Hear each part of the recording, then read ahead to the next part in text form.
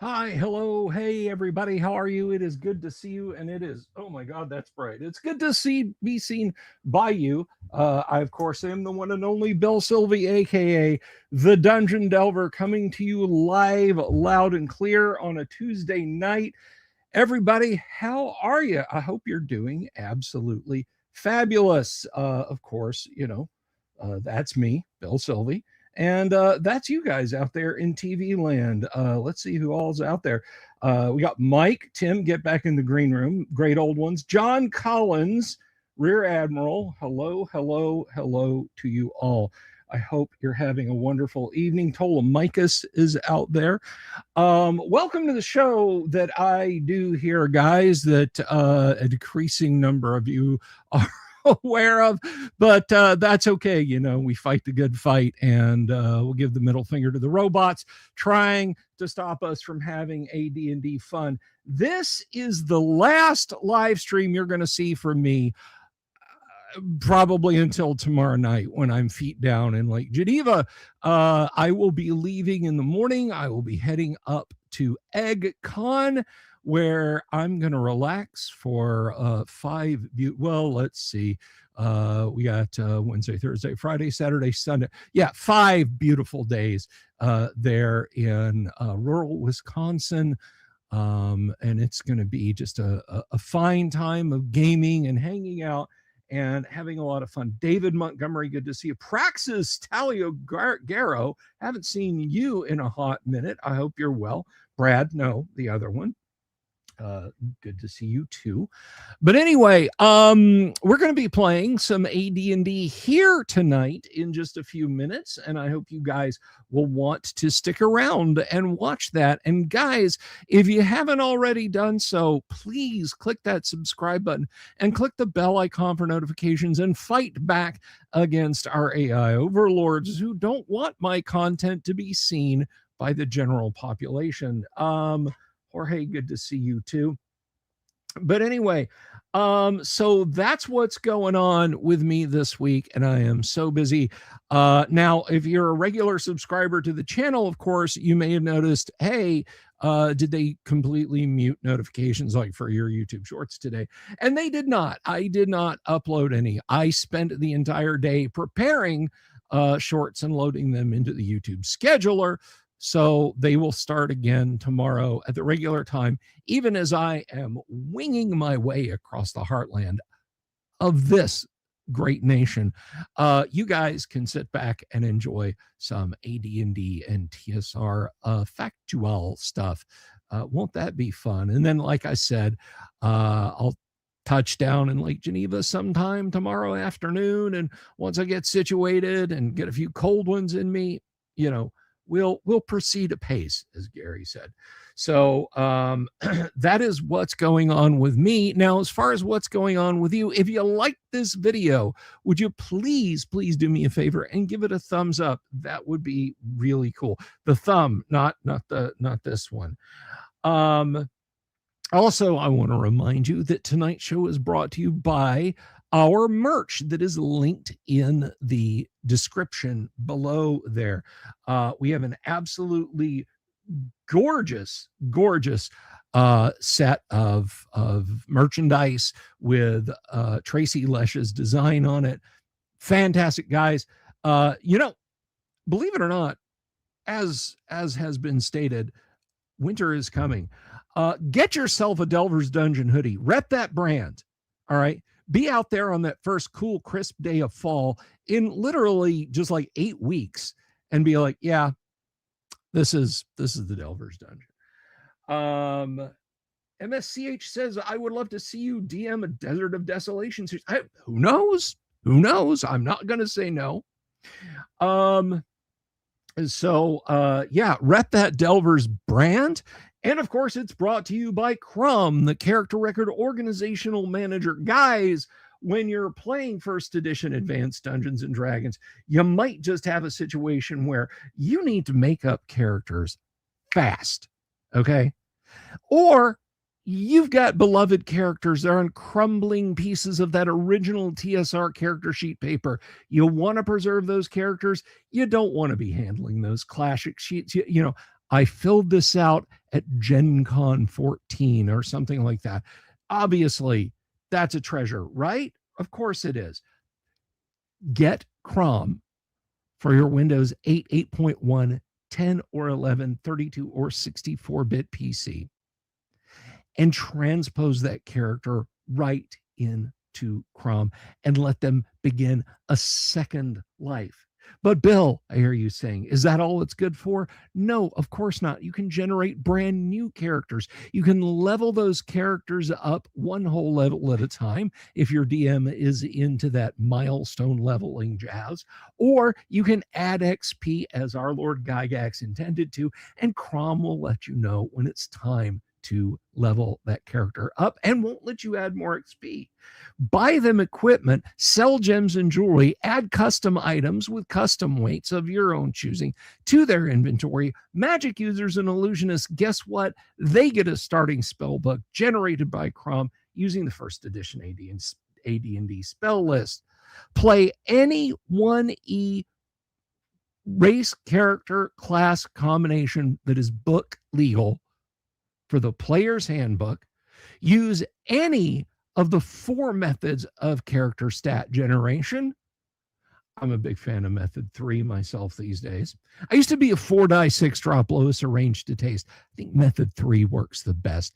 Or, hey, let's go back to that custom character. Let's go back to that character you've got that I want to enter this whole thing in myself.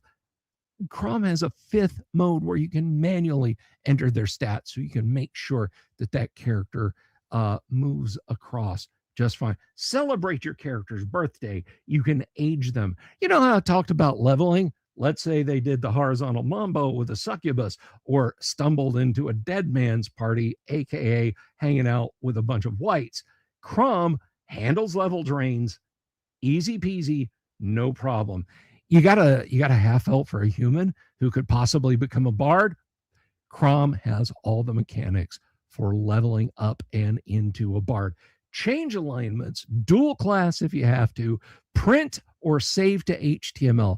Guys, Crom is the last word in first edition advanced Dungeons and Dragons character management. Guys, it is $25. $25.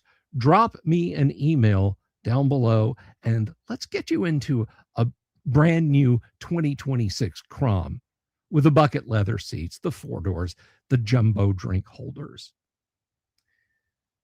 So that's right. Jorge points out correctly. Method 3. Nobody ever used method 3 because method 3 is a pain in the ass, right? Well, with Crom, it's not. Crom handles method 3 in a nanosecond. And maybe you're thinking with Crom, okay, all right, Bill, it's a fully featured character generator. It doesn't really make my life easy if I'm on the go and I need a character like that. That's where you're wrong. Crom has both guided and automatic instant character generation. It'll spit out a character of any level already equipped, just bing, bang, boom. It'll ask you for a name. It'll ask you for a race combination. It'll even ask you if you want to try your hand at psionics, regardless of which method you use. So with just a few key inputs, you can have a brand new character out of Crom in about 10 seconds. If you do the totally random character generation, it takes about 3 seconds. Because you select that and then you type in their name and then you save them, yes or no. Good question from David Montgomery. What is the difference between dual class and multi-class? That is a fine question, David. A dual class character, very briefly, works as follows. A dual class character in first edition AD&D, they can only be humans. They start at a certain or they start with a certain class. They level to a point where they wish to leave off and then start their second class. They start the second class with a hit point total from the first class, and they gain nothing until they reach the level of that previous class. So you go to fighter until your 5th level, and then you hop over to magic user. Well, you have to get to magic user 6 level before you get a new hit die, which, because now you're a magic user, it's a D4. But then you can be that magic user with a sword and a heavy crossbow and a shield, or vice versa. But that's only available to humans. It's a bit of a hard road to hoe, but you come out with a pretty nifty character. And virtually any dual class combination is possible. If you were a lawful good monk, you could potentially dual class in a paladin. It's crazy, but it can work. So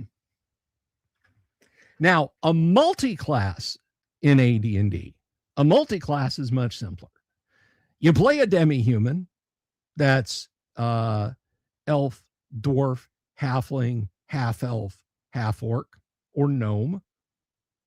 You look at the compatibility list and you say, I want to be a fighter illusionist. I want to be an illusionist thief. I want to be a fighter magic user cleric.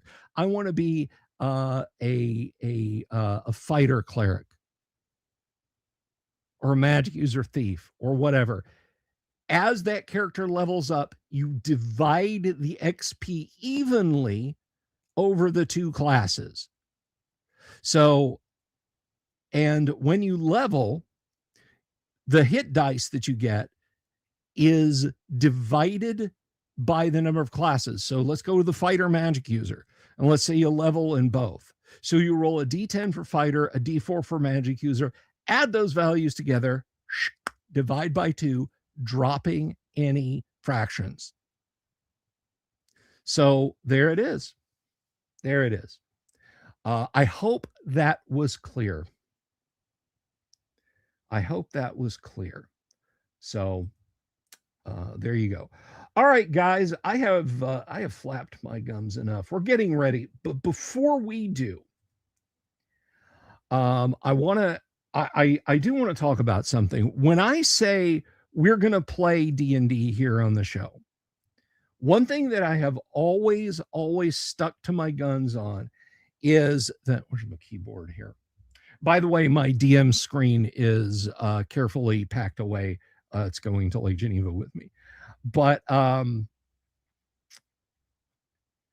we actually play D&D here. All right, we're not scripted. We're not, this isn't rehearsed. It's nothing like that. We actually play D&D as it's meant to be played here. There may be a bit of an exception tonight. Not so much in that we've rehearsed, because Lord knows we haven't done that. We are playing a series of modules called the Slavers series. This particular module is called Assault on the Area of the Slave Lords. It ends with an event that is the direct bridge to A4. That event requires, if you wish to play A4, an inescapable railroad.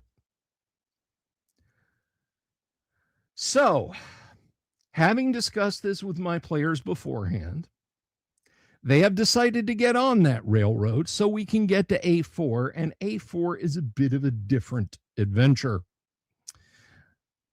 So when we reach that point, when we hit that juncture, some things are going to happen where the players are not going to be rolling, and I'm going to be telling the players and you guys out in the audience what's happening and when it's happening.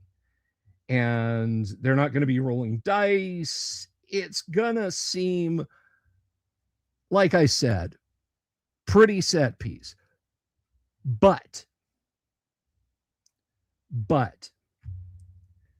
this is something that we as a gaming group decided on. It is a conceit that we decided to embrace. And as such, we are going to go ahead with what may seem like a very pat event tonight. But it's what we want to do because we want to play A4.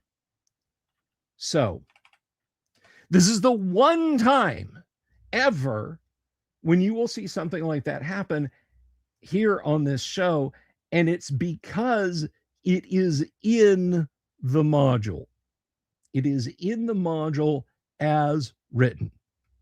I just want that caveat out there because I never want anybody coming back and saying, oh, yeah, what about that time? This is a party agreed upon canon event. So I'm going to put my headphones on and I'm going to welcome in our super cool super troop of players back for this Tuesday evening. First up, we have one of our newest players here to the game. You know him as Roy the Magic User, also known as Dave. He is slinging spells in this here campaign.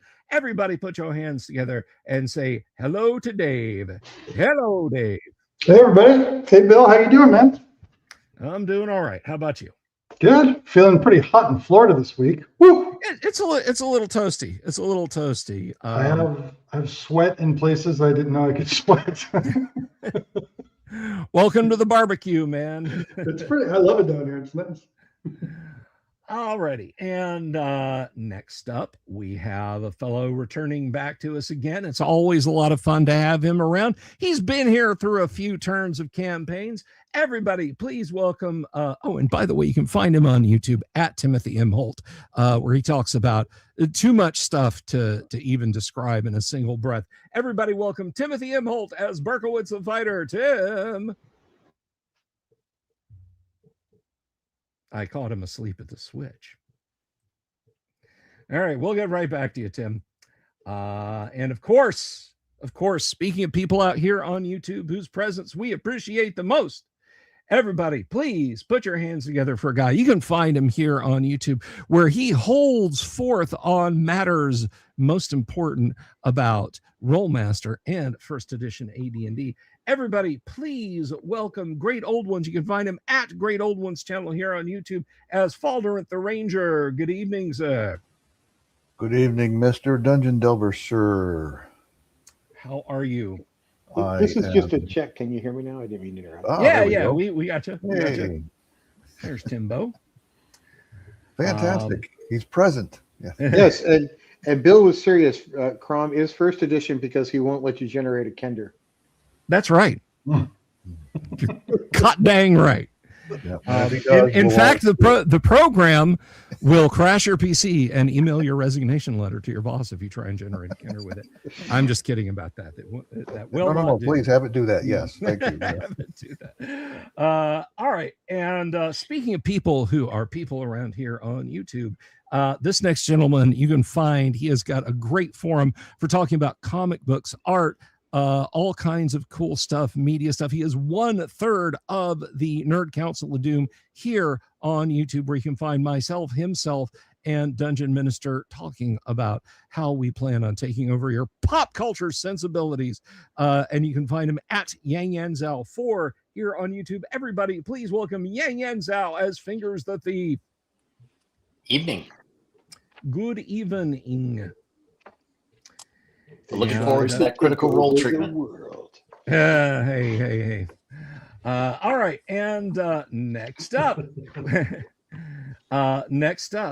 he has no website. He needs no website, but he's a lot of fun to have around playing Paul the Fighter, returning now for I don't know how many sessions at this point. Everybody, please welcome Gonzalo Lira's Bar Tab as Paul the Fighter. I'm glad we had a meeting. I just as long as remember you promised next up was Diversity Kender on Melting Top Mountain series. Yes, that's right. Okay. D1 through D25. Right.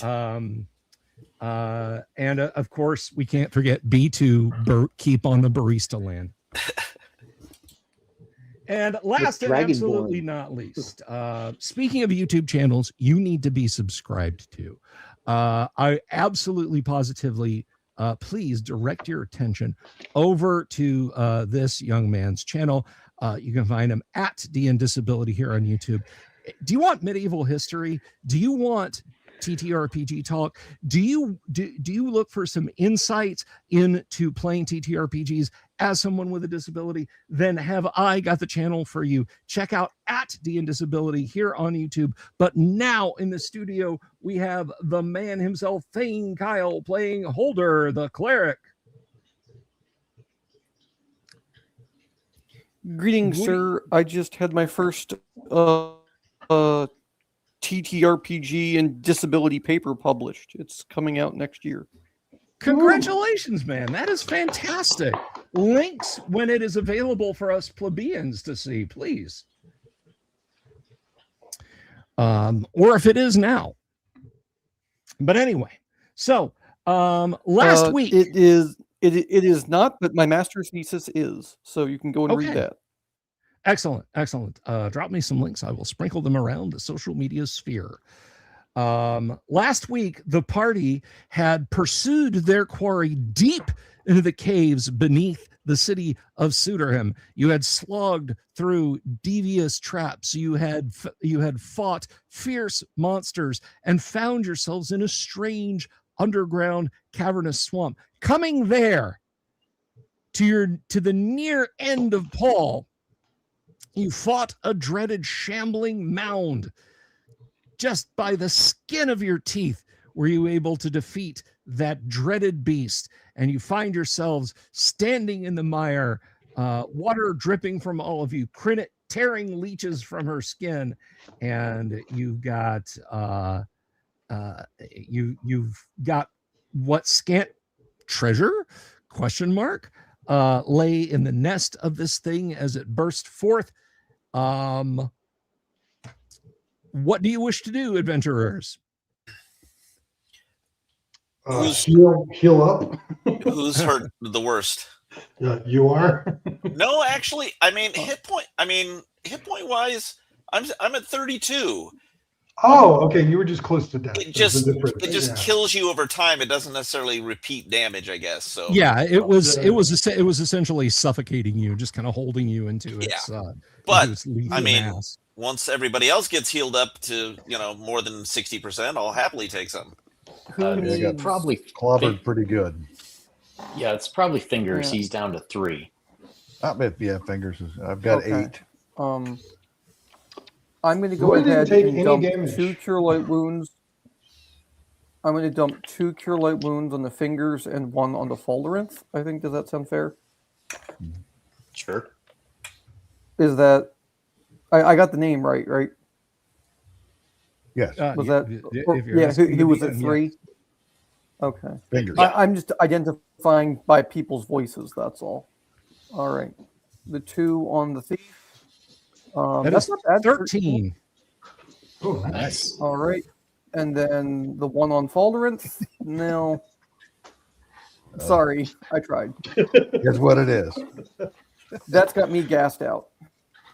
All right. That was -2, right? I have to subtract 2 more. Is that what that was? Exactly. Yeah, he brains you with his mace.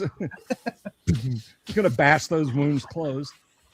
Pet my owlbear. He's cute. So what are we seeing here? I mean, we have that lake and some leeches and a path. It looks like it's heading north. So the path continues north, and you can see there is a distant, well, not really distant. It's like 20 or 30 feet ahead of you, a shore there.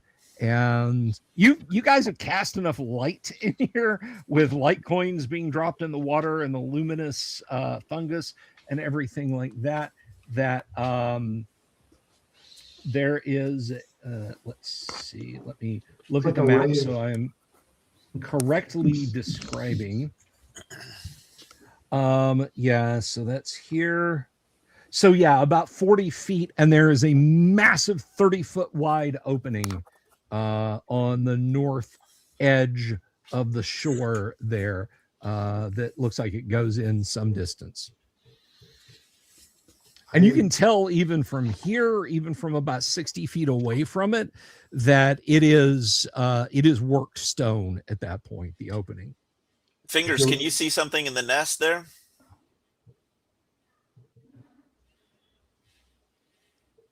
Hello? The nest that we searched already? Oh, did we search it already? Yes, you guys Oh, I'm got sorry. some. You guys got some I odds forgot. and ends out of it. You got a dusty rose-colored Oh, gem, that's right. about Mhm. 1 inches by 2 inches. I think there was a set of gauntlets that is gloves. Mhm. Um, Long sword, I and think. there was. Let me see. Some kind of sword. I have an unknown magical longsword on my character sheet. I believe we That's picked right. that up. That Yeah. was from this nest. Yes, there was. There's a clear bottle of liquid. The aforementioned. I think you guys found that item much earlier. But there's in this nest was the bottle of clear liquid, the gloves, and the sword. That was what you found in there. Gotcha. Mhm. I don't have any wish unless we need to heal. If we need to heal more, if everybody can move, we should get out of this chamber. Unless Yeah. I don't Yeah. think so. I'm happy to Okay. continue across the path. I'll lead the way since Fingers is messed up, and I'm just gonna try to get over to the archway you described. As long as we're sure the chamber doesn't have any secrets. If it, I mean, No, we didn't see. Bill's we trying not we to didn't make a see Harry any Potter secret joke. doors on the approach. We didn't see any secret doors on the approach, at least not at a glance. If we're worried about an incumbent encounter, I could try casting bless as we move to the next area. I mean, I'm always worried about that, but let's maybe save it until we actually know we're going to have a combat. Unless, how long does it last? You don't have to chant during it or anything, right? That's the one that just lasts. Bless is. Give me a second here. I just happen to have a player's hand. Bless is just cast and go. Last for six Gotcha. 6 rounds. Gotcha. Okay. It's Oh, a 6 fixed rounds. number, but it has to be cast on people who aren't currently in combat. Oh, okay. Well, that makes a difference. I mean, I don't have any reason to think we're going to have an immediate encounter any more than I do every other second we're in here. At this well, yeah, I mean, like I blew out all my first level spells. So I don't have any really. I only have the big offensive spells left. My second and third level spells. So all my magic missiles are depleted. I'm pretty much useless at this point. I feel like, if we're looking at a big 30-foot hewn stone structure and we're going back into some sort of like man-made structure, if there's a way to find like a hidey hole and heal up, because I think Holder, you're pretty much blown out on your spells as well, right?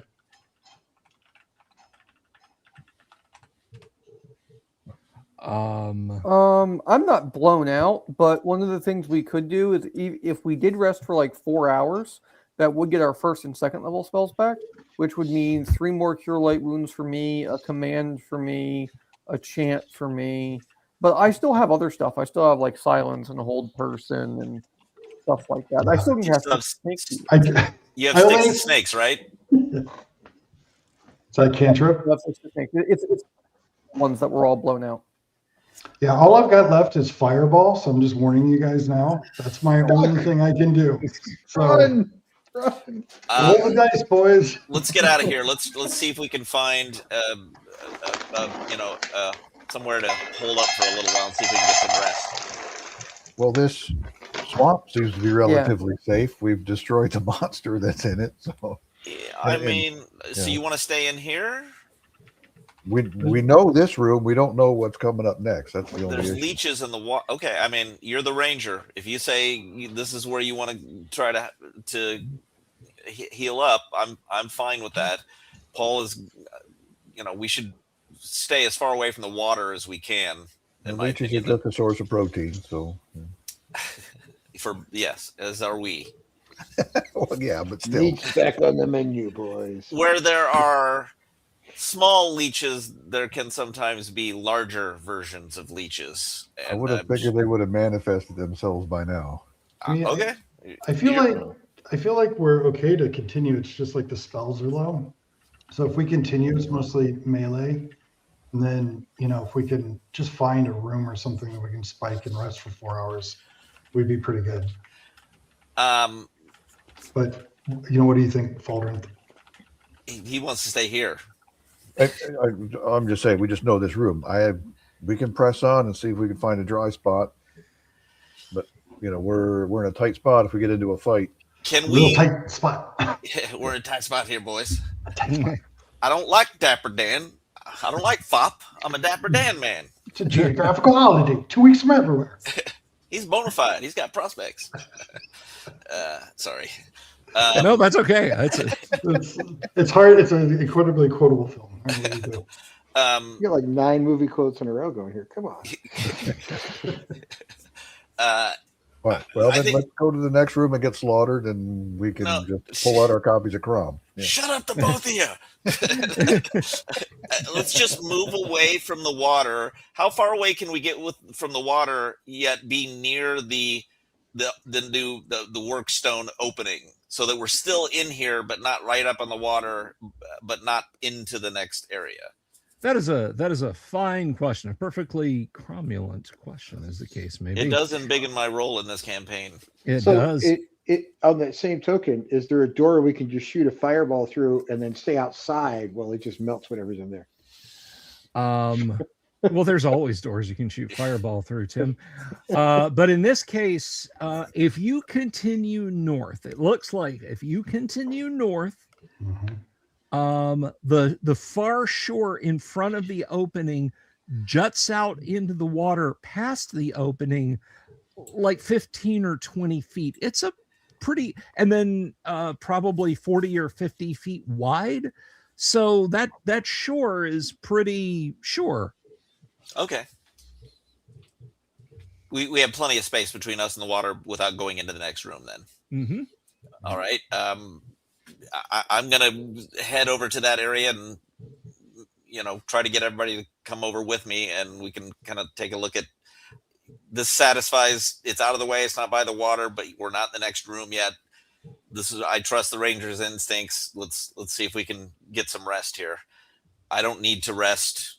I can stand guard, and Falderin, are you going to get some rest, or you want to? All right. Music, So, Falderin. is Paul in front? What is your marching order? You can go one abreast as you go up this. Well, we were going Paul, and then Burke, and then probably Fingers, and Falderin, or Falderin Fingers, and Holder, and then the other cleric, and maybe Crinit taking up the rear. Yes, Crinit and Alderwig will be the rear guard as needed. Roy's yeah, in the but the middle other there. cleric, I'm in the very back with Krennic. Yeah. Okay.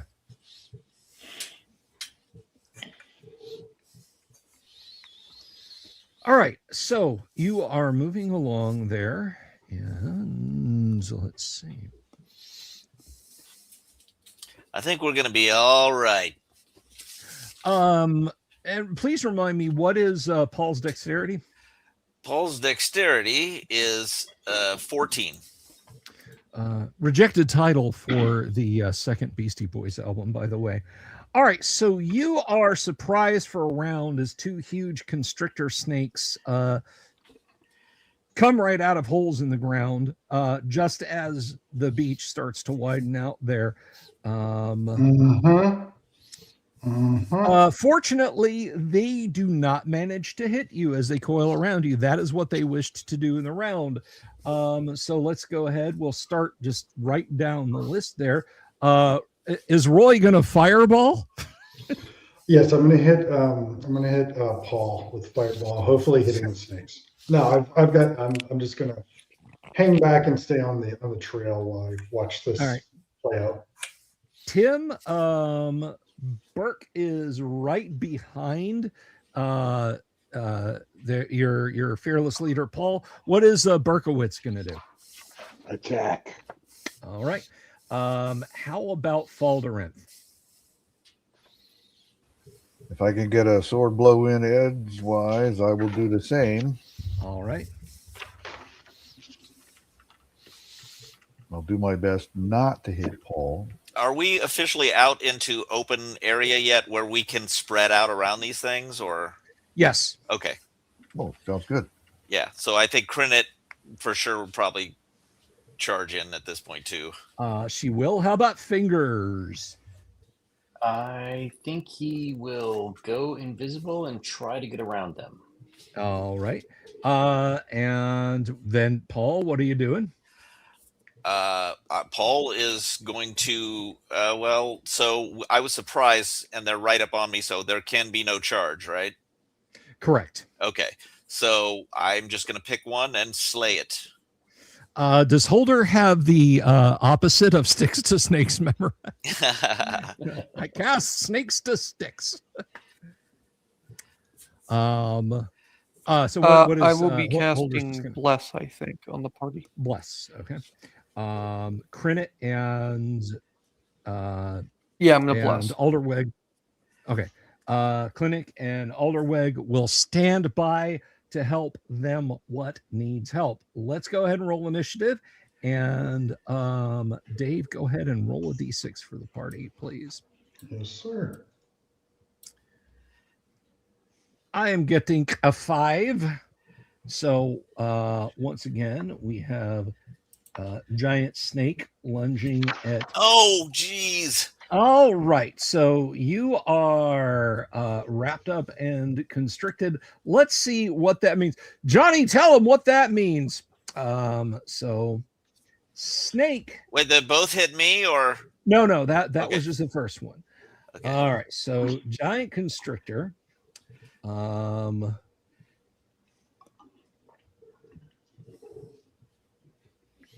All right, so it hits you with its non-venomous bite attack, and that will do. That'll do, pig. That will do.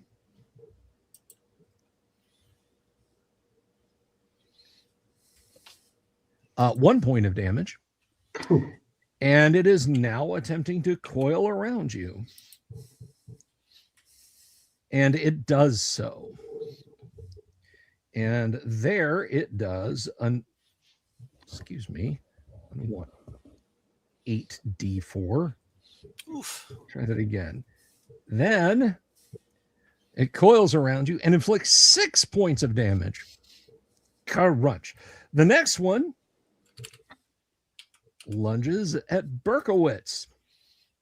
And Berkowitz dances out of the way. So let's get our counterattacks. Now, the thing with the constrictor snake is, let's see. It does not prevent you from striking at it. Just to let you know, but it will auto hit and do another 2 to 8 points of damage. Unless folks can pry it off, or you can kill it in this round. Is there any mechanic for Paul using his 18 double nuggets to get this thing off him? I will give you a bend bars lift gates to try and pry it off. If you want to go ahead and roll that now. Okay, let me see what it is here. Percentile. I think you have a not insignificant. You chance might of have it. a Ben Bar's lift gates is 40%. Paul might have a better luck just grabbing a hold of the snake and choking, and just counter choking it. Well, I have my weapon. I think I would attack it with my weapon. These are large, right? Let's see. The giant constrictors. I mean, it's says on the tin, but Gary, he would label things huge and then describe it as being like a foot long. So, and then under size, it would say, small. Anyway, yes, this is large. Okay, This is large. so I got a 40% chance of getting it off me, or I have it, or I can roll my attack against this thing and do potentially 19 damage to it. Potentially. Yeah, Up to you. potentially. You know Kill what? it. Kill it, Yeah, Paul. I'm gonna try. I'm just gonna attack it because I don't like my odds of. All right. And you rolled a 15. You hit it. this plus 7. Ooh, well, 10. So 10. So you slash at it. It hisses and tenses up. It does not untense. Let's see. Berkowitz, there's a snake in front of you that wants to be Boots. I like Boots. Finally, There you go. Get this thing off of me. I've already heard it. And I miss. That will miss. Crinit is moving forward in this round, as is Alderweg to assist. Fingers, you have gone invisible and moved around to try and engage these things elsewhere. So we go to Faldarinth. All right, Paul, when you nod your head, I'll hit it. Hold the snake and nod your head, and then I'll hit it.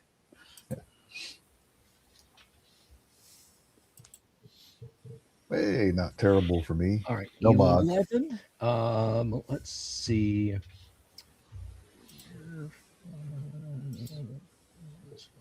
That will hit it, and it is large. Ooh, nice.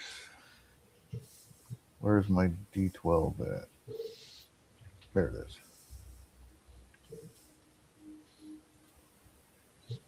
Nice. 11, no mods. Nice. All right. Yeah, Well, you no, we can slashed one. bless. Does bless do damage? Does bless? That is always the one. Bless.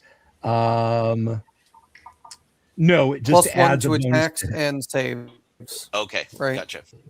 Yes. Okay. So it's was Faldarinth attacking the one on Paul. Paul? Was he? Yes, affirmative. Okay. All right. Affirmative. Not Paul, but the snake. Yes. All right. So yeah, it's slashed up pretty good there. Crinit will be in the way to attack this round, and it is let's see. I think we're going to go to initiative. Fingers, you have become invisible and positioned yourself wherever you want to be. So let's see. Nobody's doing anything different. Tim Berkowitz is still trying to make boots and a belt. Mm-hmm. All right. Roy, you're just standing back there. I'm just going like, we should go where the rocks are. Okay. I said this was a bad idea. Faldarinth continuing to melee. Now, of course, Crinit and Alderweg can melee, which they will do in this round. They are fighting to get the snake off of Paul because they know how badly injured he is. Let's go ahead and roll initiative. And Tim, it's your turn. Oh, we're in trouble now. I got a 2. Guys have got a pretty good chance of defeating it. Oh. All right. Let's go ahead and do that snake damage. The good news is it's only 2 points. Are going to die. All right. And, here, we're going to do this. Another lunge and attack against Berkowitz. The purple is the bite. The black is the crushing attack. And yeah, neither one of the, well, I gotta see. The bite might have gotten you. I just need to double check. No, I looked it up, Bill. It didn't.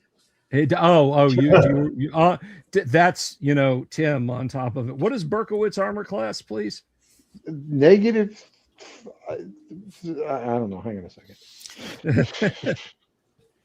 Well, I can tell you this. It hit armor 4. class 4. So you said your AC is 4? Yes. Okay. All right. So it coils around you, pinning your legs, and goes crunchy, crunchy for 5 points of damage. All right. Counterattacks, please. I'll go ahead and roll for Crinit and Alderweg real quick. They were lunging at the one on Paul. Alderweg actually manages to brain it. And he Does a point of damage. Stop moving. Pep, pep. All right. Let's see. Fingers, you're looking to do something terrible, aren't you? He will try to stab the one that is encircling Paul. It's thrashing around. It doesn't really have a back. I Or, will give or you it's all back. It's all back. I will give you a flank attack +2, but no multiplier. And is this the All short sword, or are you attacking with long sword? Just the he doesn't have a long sword. He's attacking with the short sword. All right. I cannot roll dice today, so someone will need. to Oh, roll for me. right. Sorry about that. Okay, so this +3. 16. That is a hit. It is large with a short sword. I think short sword versus large is Should be 1d8. 1d8. So And then +1 for magic stuff. Yes.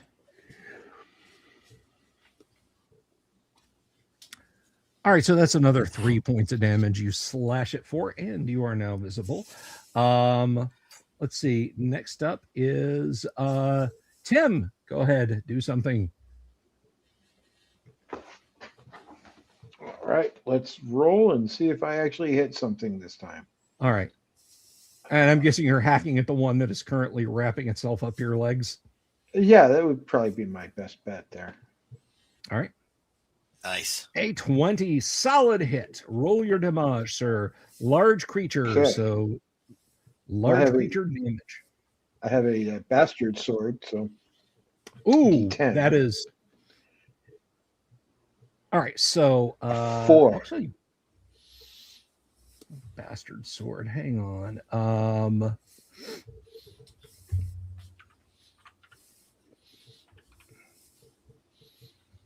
Were you using it one-handed or two-handed, Tim? Oh, two-handed. Oh, well, So- that is an entirely different kettle of fish. That is 2d8. A bastard sword is a sword where you don't know where it was made, right? Exactly. You know what the sheath that it's in was made, but not where the sword itself was made. Gotcha. That's 2d8, Tim. 2d8. Okay. 2d8. Uh, 7. All right, so 7. That's almost twice as much as before. All right, so you slash it for 7 points of damage. Let's see. Next up, Baldorinth. Okie doke. Oh, Bargain bastard. A 9, 10. Let's see. You don't get too many Johnny Dangerously quotes these days. Yeah. The 10 will actually hit. oh, Nice. nice. And it is a big one. So I get my bad. All right. Not terrible. Okay, so let's see this. That's the one on me, 7. right? Yes. Yeah. And that snake has taken a not inconsiderable amount of damage. These things are tough. Let's see. Yeah, it's still hanging on, but it's not looking good. I think that's the end of the round. I No, know. Paul hasn't attacked. Sorry, my apologies. Please do. Paul, would you use? Ugh. 5 plus 6. Yeah. I think. Yeah, you hit it. Okay. Incredible. So 9. All right, yeah, you slide the sword down your legs, turn it lengthwise, and just pull. And yeah, there's bits of snake everywhere now. You are no longer being pinned by snake. Thanks. All right.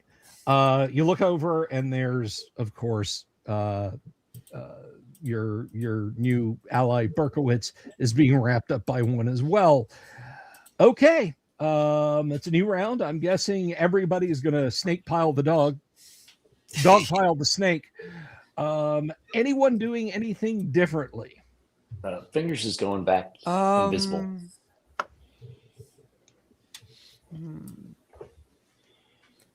Yeah, is there Cypher anything- 137. Yes, I have noticed that. My THACO is 0. Go ahead. No, I was responding to Joe Kaufman. He was asking a question. Yeah, I got nothing. My bend bars lift gates is so atrocious to try and pull them off. Like my bend bars is literally 1%.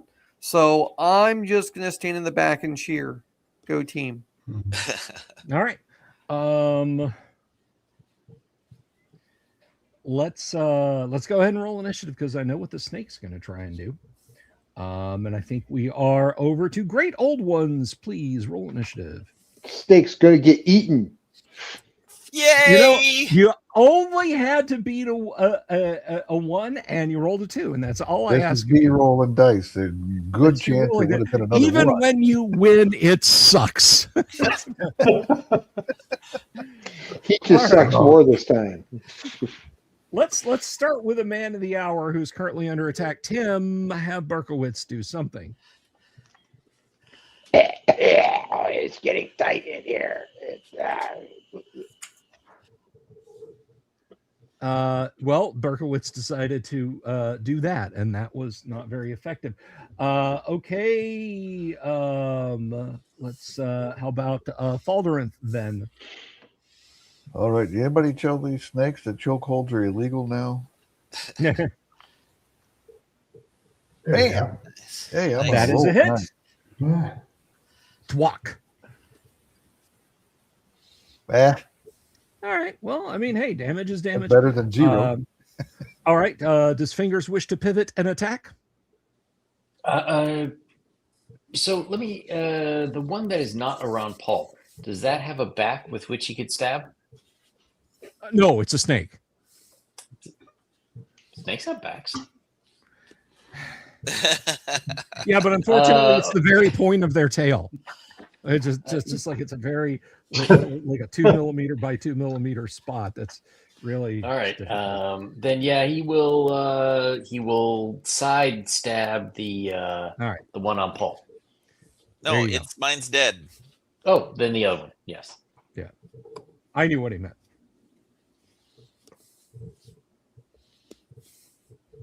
Go ahead. Stab it. And I still can't roll. Oh, sorry. Dang it. I should have given myself a post-it note. So since you forgot, Bill, it's just an automatic hit for full damage, and All apparently right, so 9 plus 1 plus all right. That actually may hit. Yeah, that's a good idea, Bill. Just shake the window and make all of them disappear.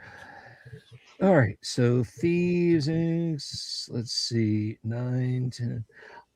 With Boni, that will hit, so you will inflict 2 points of damage to it. Michael Rooney says, I feel like after this many sessions, the slave lords are deliberately drawing this out for their own entertainment. No, sir, I take offense at such a statement. Well, hey, let's get him a character. Come on, Michael. Show us how it's done. All right. Next, Paul. All I right. can whip up Crom and have you win in like 4 seconds. I'm pretty sure that's a hit. That will hit, yes. This plus 7. So 14. All right, so 14. It's 10 so far. All right, it's not looking good. All right, Crinit swings her sword at it, Meat's back on the menu, boys. and Alderweg swings his mace. Crinit is purple, Alderweg is black. Crinit hits. Tastes like chicken. I've never eaten snake. Oh, And Crinit strikes the killing blow. The snake uncoils and drops from your lower torso there before it can inflict more damage on you, Berkowitz.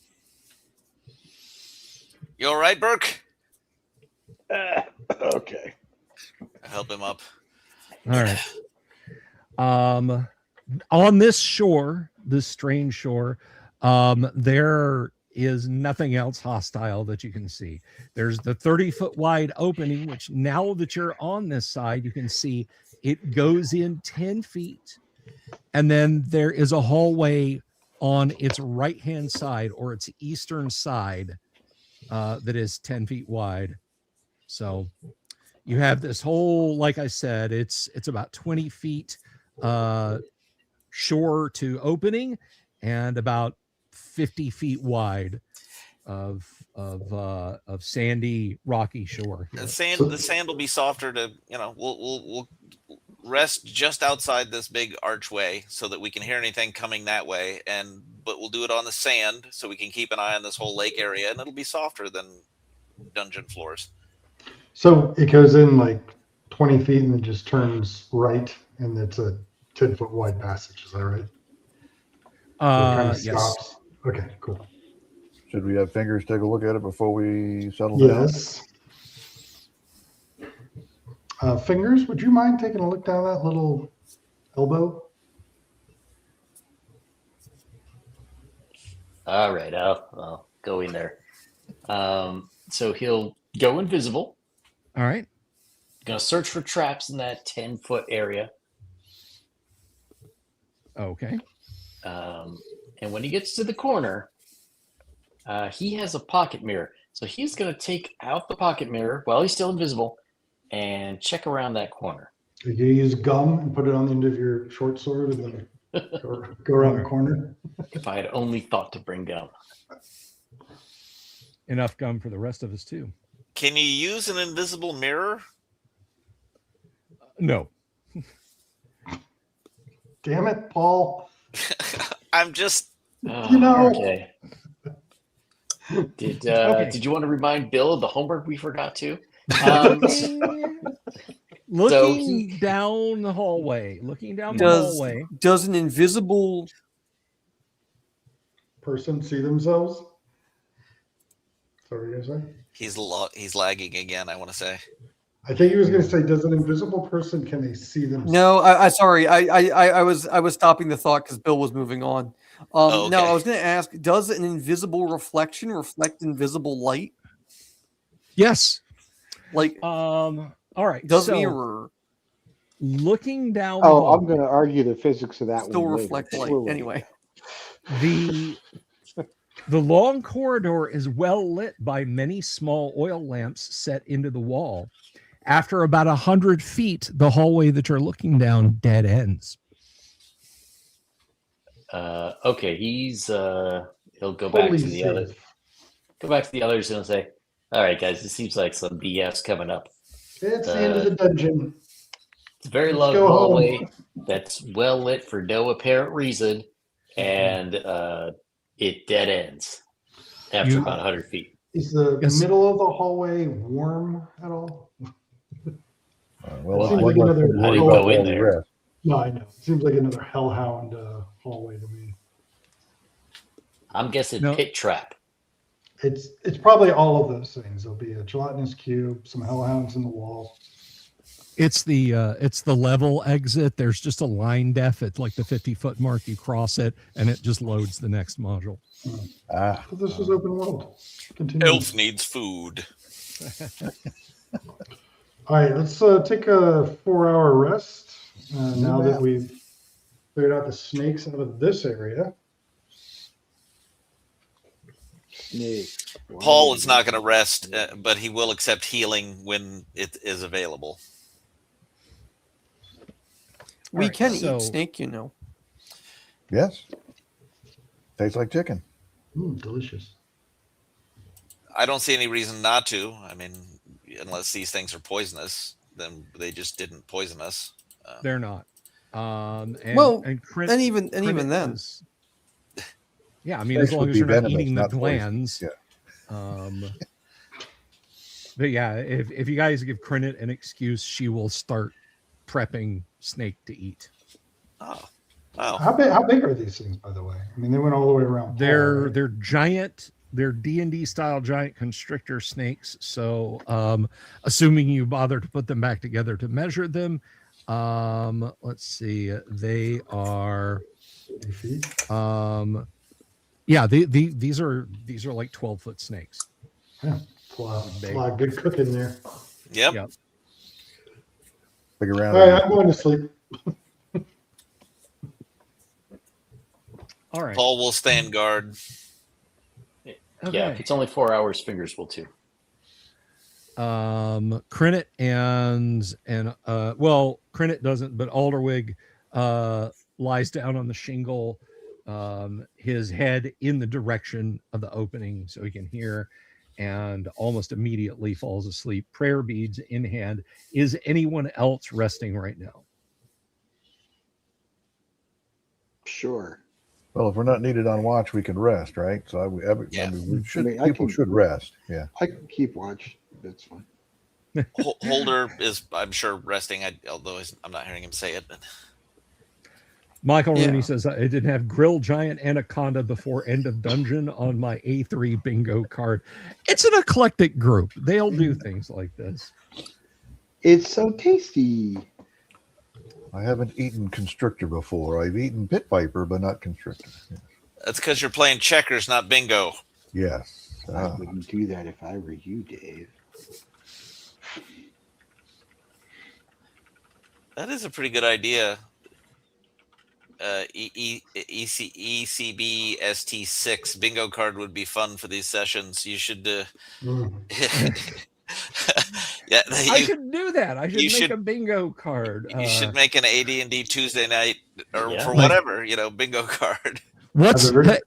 Yeah, Yeah. like one of them should be, now what's your marching order? You can just have everybody send in at the beginning of the episode sort of a bingo suggestions and just Yeah. auto You know populate what? them. I'll do it. What That'd is be really your fun. what is your marching order, and what else should what's another good one? Fingers goes invisible. Fingers goes invisible. Roy What is your tries to marching sell- order? Roy tries to sell clubs. What did you say your armor Um, class was? Oh yes. The same as a Holder, Holder complains about violence. Absolutely. Holder chance. So Yeah. a couple of good holder ones there. Folder and fingers- rolled something other than a miss. Yes. Fingers push the holder into something. There you go. Yeah, I tell you what, I will work on that. I will work on that. Somebody ping me on social media to remind me. But yes, one square must be TPK. Well, we'll see. It's a center All right. square. I mean, it doesn't matter if a square is TPK. That just means that it happened. That doesn't mean it's a thing that Yeah, I know. has to I know. happen. All right, so another the TPK. party- Not even Gamma World. I mean, come on. yeah, Gamma World is every square would be TPK. It's a be TPK, TPK, TPK, TPK, TPK, free square. Okay, so you spend a while resting there, a few hours. Alderweg is the first up praying, and he immediately comes over to you and spends 2 of his 3 Cure Light Wounds spells on Paul. Thank you. Paul gets 9 hit points back, and he spends 1 of his remaining Cure Light Wound spells on Crinit. Crinit gets 5 back, And he spends- Faldorinth needs it a lot more. and Yeah. he spends his last one on Faldorinth, and Faldorinth You gets get 2 another back. deuce. Yes, of course. All right. Even when people are rolling All for right. you, Faldorinth. Faldorinth, what does it that rolls put you low. at? Say again. What's your HP at, Faldorinth? I am. Let's see. 12. Out of what? Oh, I am 16 wounds out of 28. So I'm down to. I've got 12 remaining. Unless my math is Okay. off. I did learn in math in Canada. So Unless something bad happened last week, I'm at 30 out of 35, so I'm okay. No, you didn't get scratched. Okay. All So right. I can go, I can Then go what's that? first as long as there's no owlbears in the area. Because All right, 1 sec. Faldorinth gets 5 5. back from me, and Alrighty. then Thank you. who else is down? I have 1 left.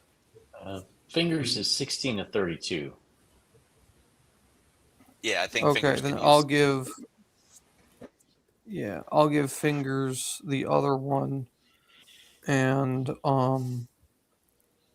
that's the best I think we can do for the meantime. Yeah, I've got more than Let's half, so see. one So blow back shouldn't over- take me out. See, I thought that too, and that's how my dwarf cleric died. Ah, I mean, do we want to? Can we take Fingers. another 4 hours of rest? Can we do that? I mean, yes. I think we should if we can, because that's a lot of damage. Yeah. Yeah, I have had these modules have taken my characters from full health or 2 herds that Yep. to Let's do it. Let's 13. after all the Well, spells are cast. Let's down take to another dead bump. immediate. and let's be fair. Yeah, Everybody's playing a different character than they started with. Not me. Yeah, So Speak for yourself. This is my first character. yeah, me too. Faldorinth, I picked up the NPCs. I've been keeping them alive. all right. By the way, if you have 19 or less hit points, Paul can one-shot you. I'm just saying. Yeah.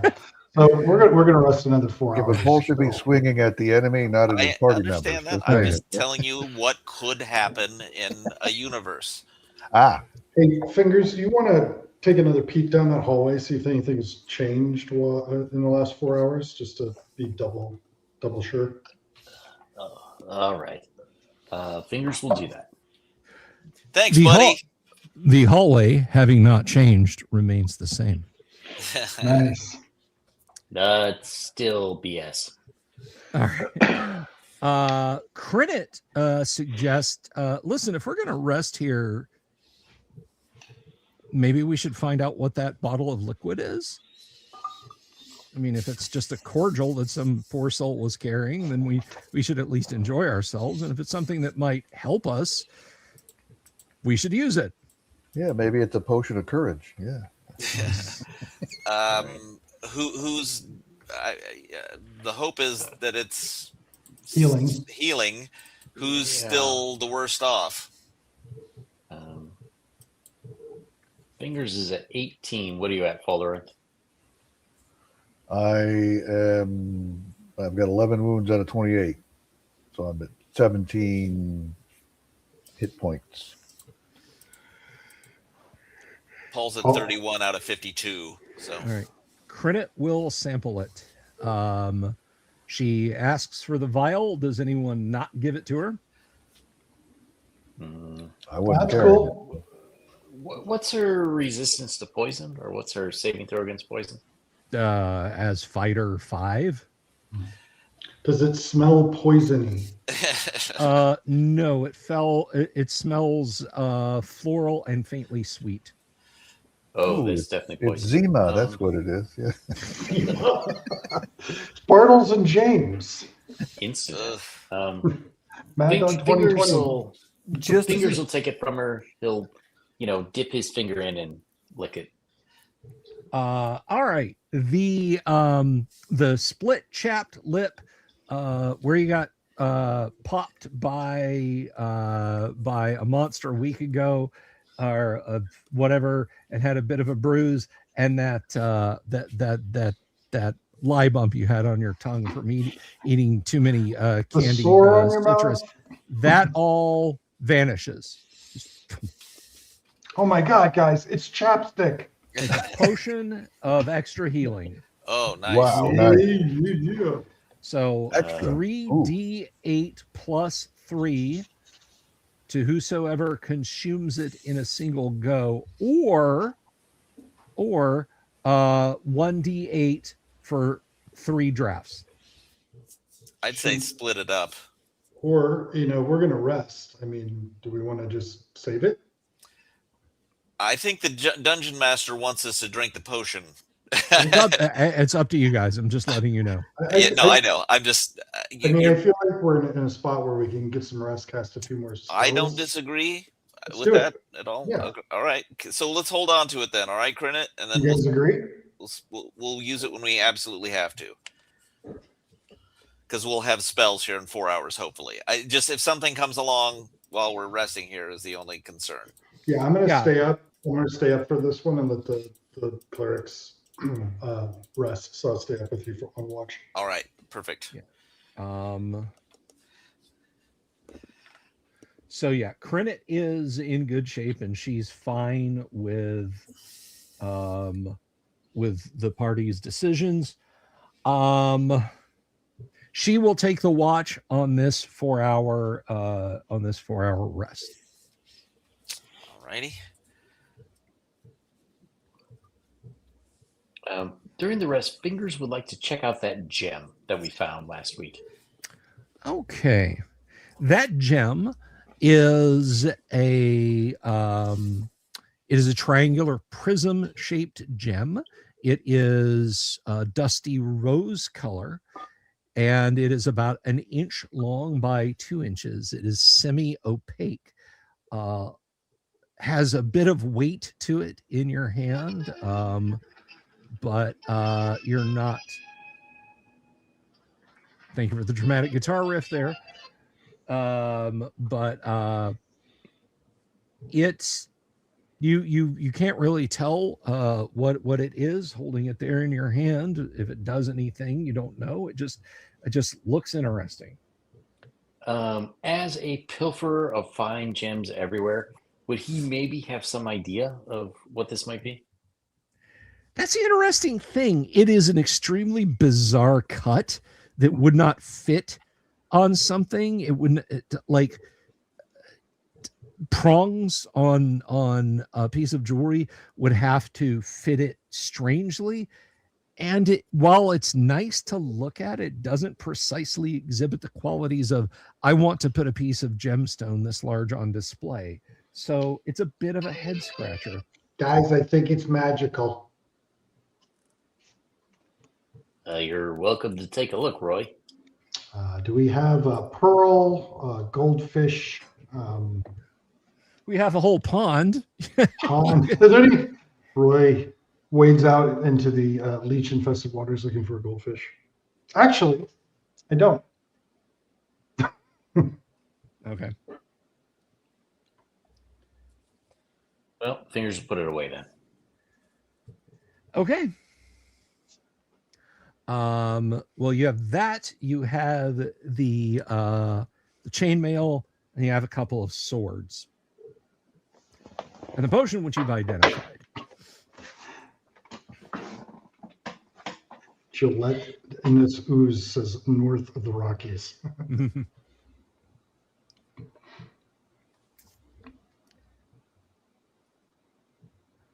Well, that stuff will probably have to wait till later. Let's just Yep. rest up and then try to press on. Agreed.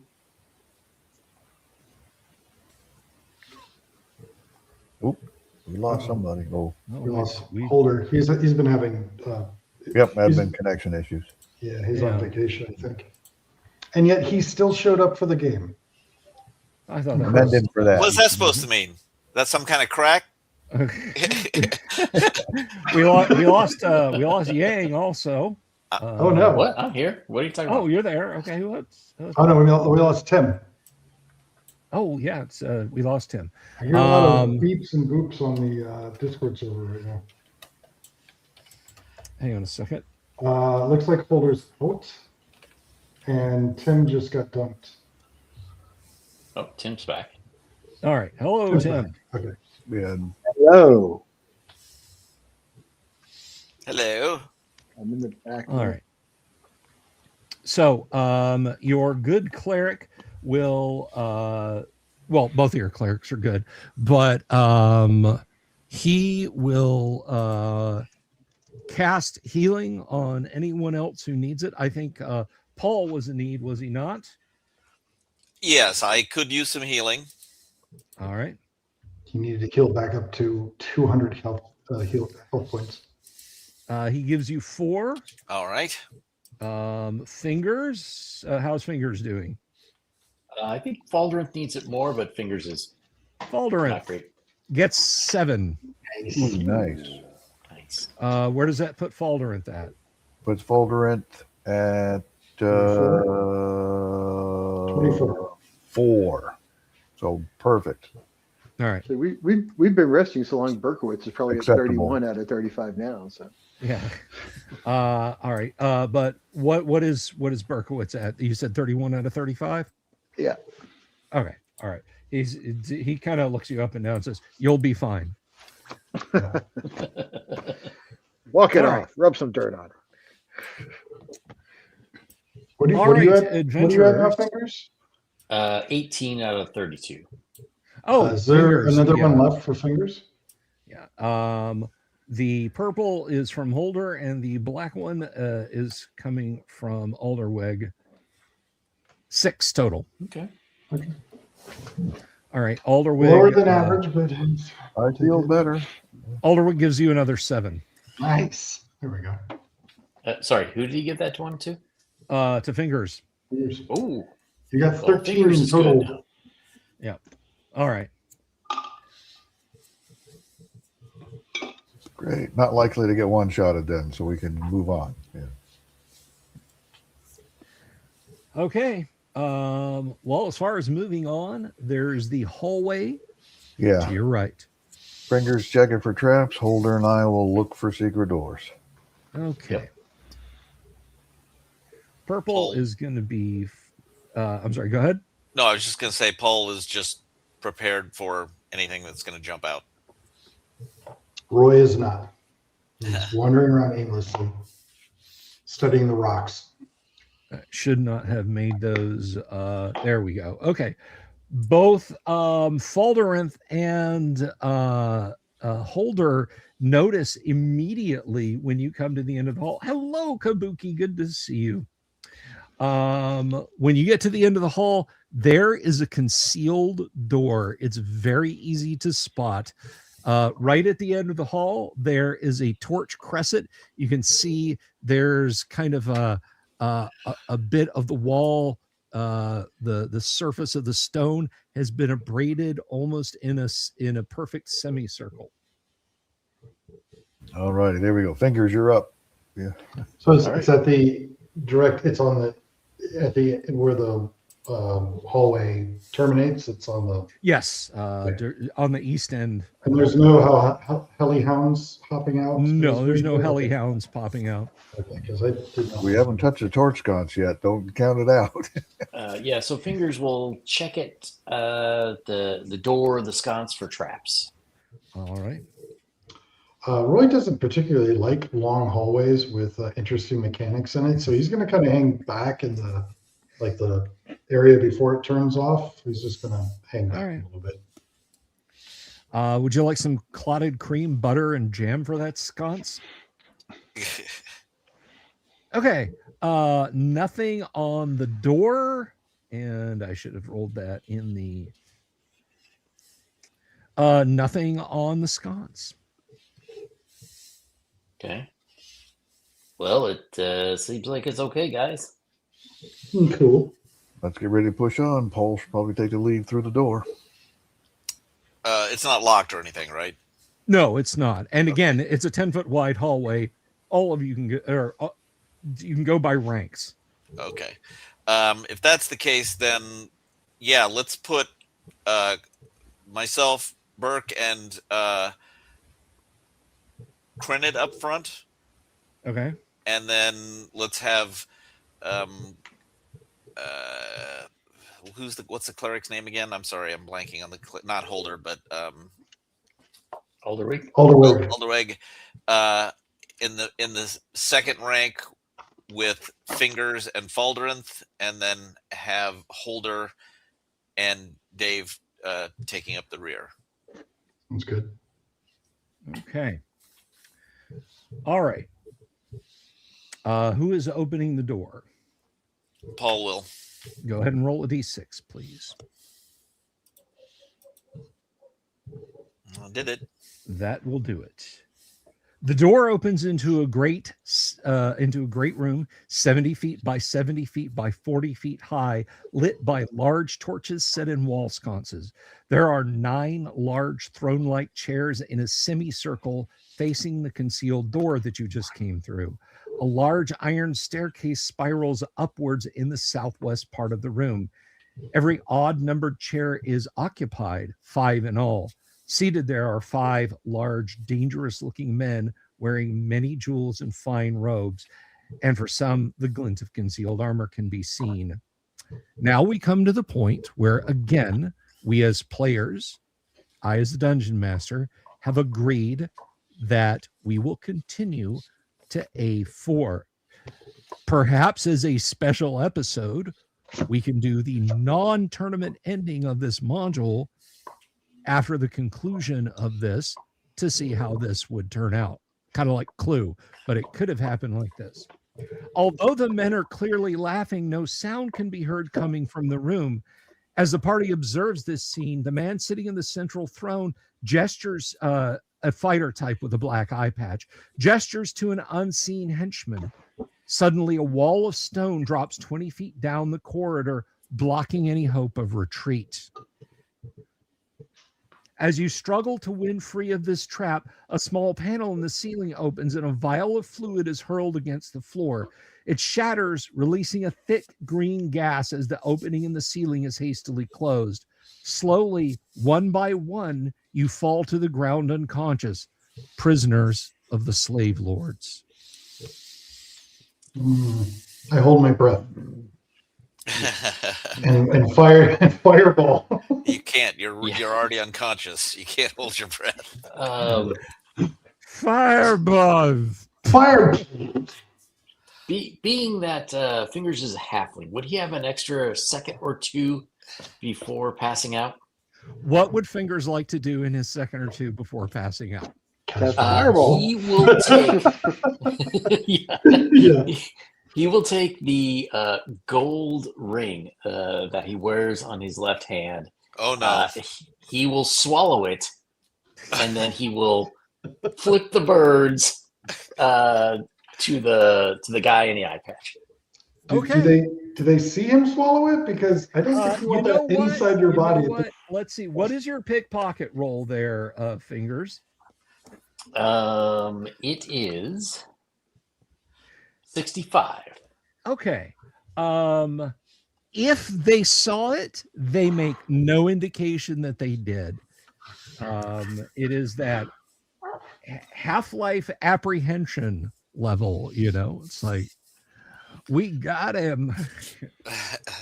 I'd say I hide my sword in my pant leg, but this is a kid's show. So let it go. Woo. All right. Is this a kid show? We're all children here. If you haven't discovered that already. Yeah. Good thought, Fingers. Good thought. I'm not taking his wedding ring. Brother Karen gets a job of digging through. The first brother slices Fingers' stomach from sternum to downward and takes out the ring. Okay. So, there you guys have it. You are in the clutches of the slave lords. We do have a good 40 minutes left to go. If you guys would like to literally seamlessly pick it up, I'm not going to just end it right there. I mean, I don't have a problem with doing that, but it does make a good cliffhanger. We could do your yearly review, your yearly GM review, if you'd like. You know what? I am absolutely open to an employee evaluation by a board of my peers. You're doing great, boss. Keep it up. Don't kill us. They get like a show's initiative, I mean, I feel like this railroad ending, which is fine, which we all agree to is totally fine, it lends itself to starting at the beginning of a show. Like that's just my opinion. Yeah. Maybe others agree. Are Because you, also, are go you ahead. making up the whole GM review thing? Is this an actual thing? I just you made know it up. what? I am here and now, and I am all ears. You can absolutely. This is your chance to levy any complaints about me Or praise. or praise. You have to I praise feel me like you should. I feel there's too many succubi in this campaign. I thought Paul couldn't get enough of the succubi. I was going to say there was just the one. Nobody else got one.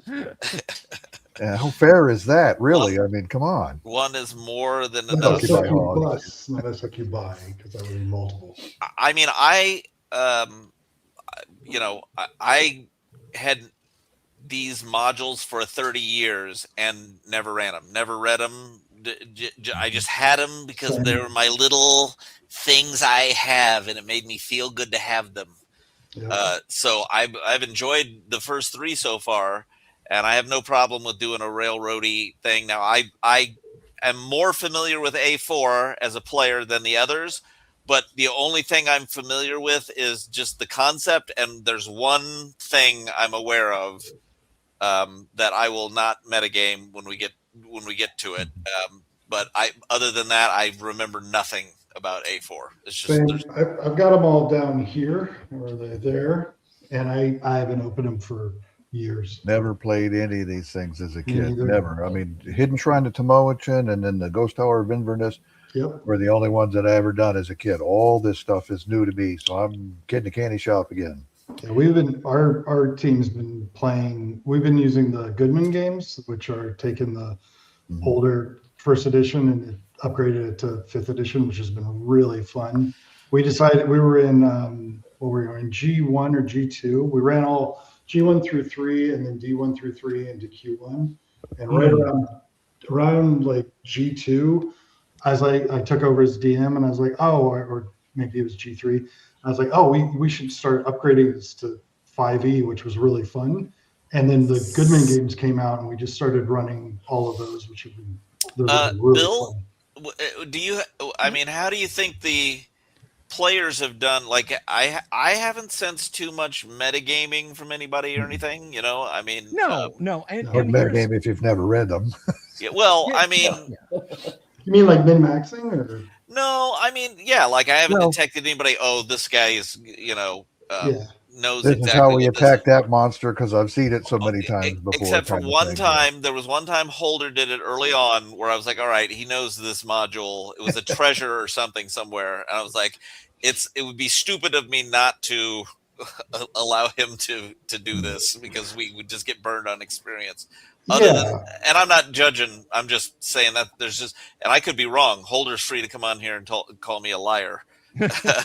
Liar. I mean, when you're playing this stuff, I mean, I just figure like, even if you have knowledge of it, like somehow you have knowledge of it, you should ignore it as the player and be in the player's role and not like, even if you know something, I think you have to act as your character would. That's what role playing is. I think, yeah, but also the way Bill does it is he pays attention to the random character choices. So even if you played it before, you haven't. But if you like, there's a trap coming up or something like that. I mean, I think it would be like it would really ruin the campaign to like go in with that knowledge. Like, anytime if you act on it.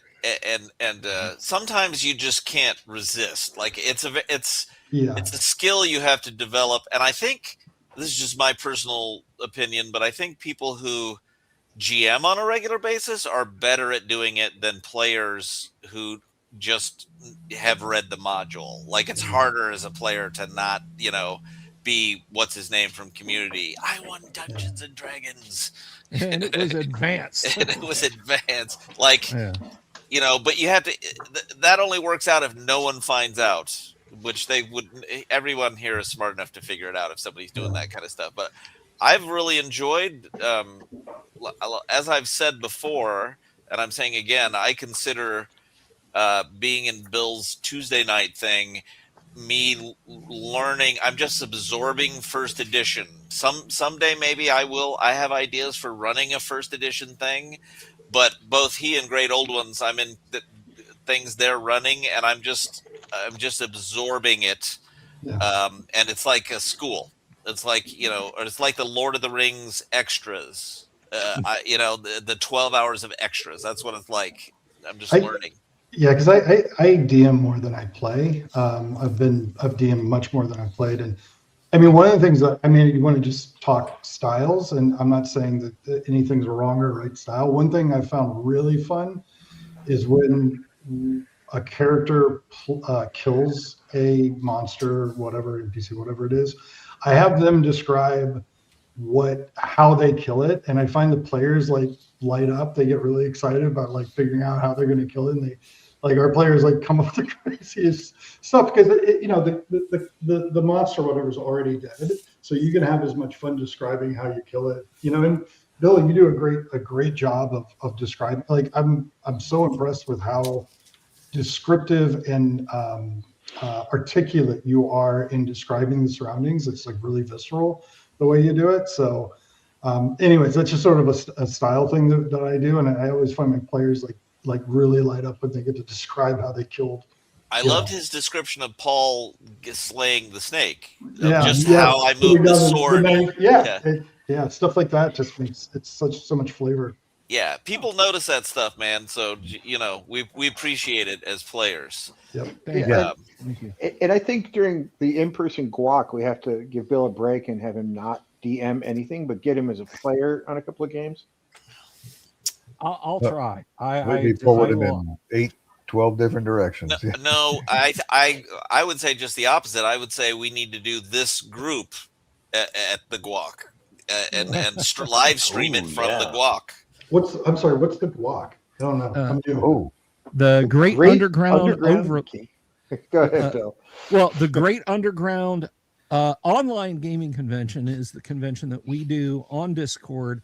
We've been doing it for 6 years now, and it's grown pretty good. I think we had 60, 70 people at this last year's. I could be overestimating it, but we have panels.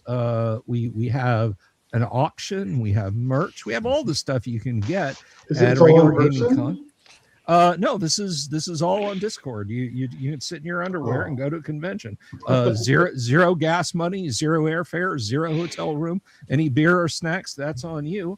But the plan when I hit 10,000 subs on YouTube, and I better do it quick at the rate YouTube is taking subscriptions away, I may dip below the threshold.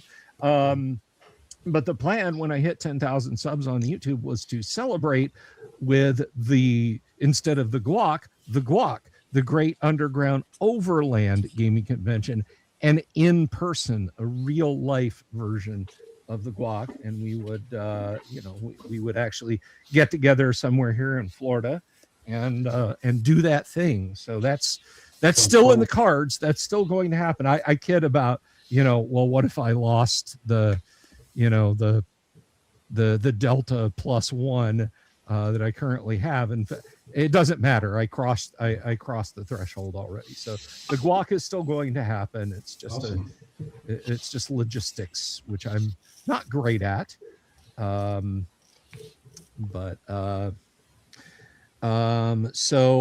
well, I mean, I'll come out there and help you throw people out like I was doing.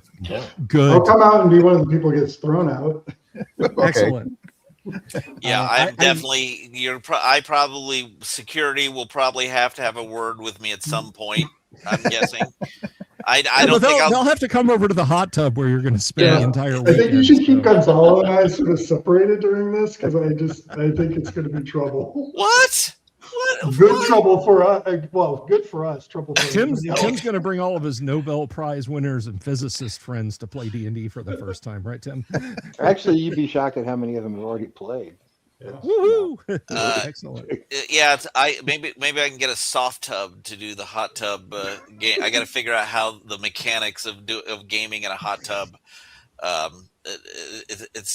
There are technical issues. Maybe Tim, you could help me out with that. Is a soft tub like a blow up hot tub? I don't No, it's a well, I don't know if they make them anymore, but they're like you know what like gym mats were made of. Yeah. They're made of that, and Hmm. people had them in What their is it? house at least like Intex makes No, them see- like this, an inflatable hot tub. Yeah. Oh, it's Not my kind of physics. Unless it's bulletproof or subatomic, I don't really do it. Got to be D4 proof. That's the problem. Yeah. Exactly. Somebody drops a metal D4 as you guys are setting that up, and I got you know 800 gallons of water. gallons, yeah, spreading across an event hall floor. We could have a DashCon ball pit. You know. I really enjoy also. I was gonna say I really enjoyed some of the role playing you let Fingers and I do in the Keep. When we were short people, That was hilarious. you Yeah. just letting a player, Bill's not afraid to just, okay, we can't really go too far. We're stuck in the city. We're missing half the party. He's not afraid to just roll with it and let the players kind of come up with something as well, which a lot of the GMs have different strengths. That's not, some are not as good at that kind of thing. And you're great at that as well as the dungeon stuff. So Yeah. So the other thing I think people miss is that some of the stuff that happens offline. So like if I have a character get whacked or somebody new's coming in and you're like, hey, what do you want to play? It's like, well, I want to be a thief. Yeah, but we have a paladin, and a thief don't, you really do kind of guide people through on that kind of stuff. Mhm. And I think that's important to know that it's not just like we randomly choose characters, by class. You actually do have to find things that you can't have chaotic evil traveling around with, Yeah. with whatever, right? It's you do have to have the mix of characters that sort of makes sense. Yeah. Working together. The other thing that's good is like as a DM, or I guess people call it GM now, whatever. But it's really there's like a balance to like you never want to railroad your party. Like Bill, you're really good at like keeping things moving, but giving enough space for everybody to sort of have fun and enjoy the like kind of role playing in there. Like There was no railroad until now. yeah, until now. But I mean, It's just a short tram ride, okay? Yeah. It's just a short tram ride to the next module. but it's everyone consented to the railroading. Yeah. You know what I'm saying? Okay. So it's not Right. really railroading. Railroading is No. when you are not given a choice. Right. We want to no, I advance the story and move along with the modules, and Right. that's what we got to do, and that's how this works. Yeah. yeah. And But I had it's a skill to like find the balance of like how to keep things moving, because you don't want to, because you can get bogged down in a room for like 2 hours if you let it go.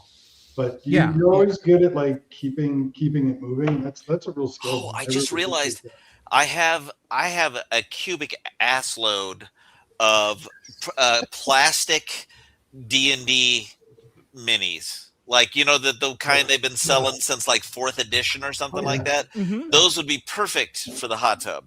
There you go. See, Gonzalo, this is why I know like when you and I get together, you're talking about a hot tub already. Like hot tub's my favorite thing. So it's going to be trouble, good trouble, but it's going to be trouble. I can tell you guys unquestionably that plastic D&D minis, like going all the way back to the 2000s, the paint will not rub off. It will not wash off. It will not wear off. Yeah. I did a review for a wargaming website about like kit bashing and repainting D&D minis, because back in the early 2000s the paint jobs were atrocious, even for like but 3 feet away on the table. That looks horrible. But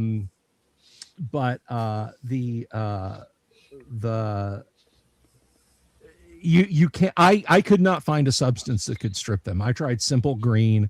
I tried isopropyl alcohol. I tried denatured spirits, all on the same one, I might add. Well, they're not painted. It's colored plastic. Baked. Yeah.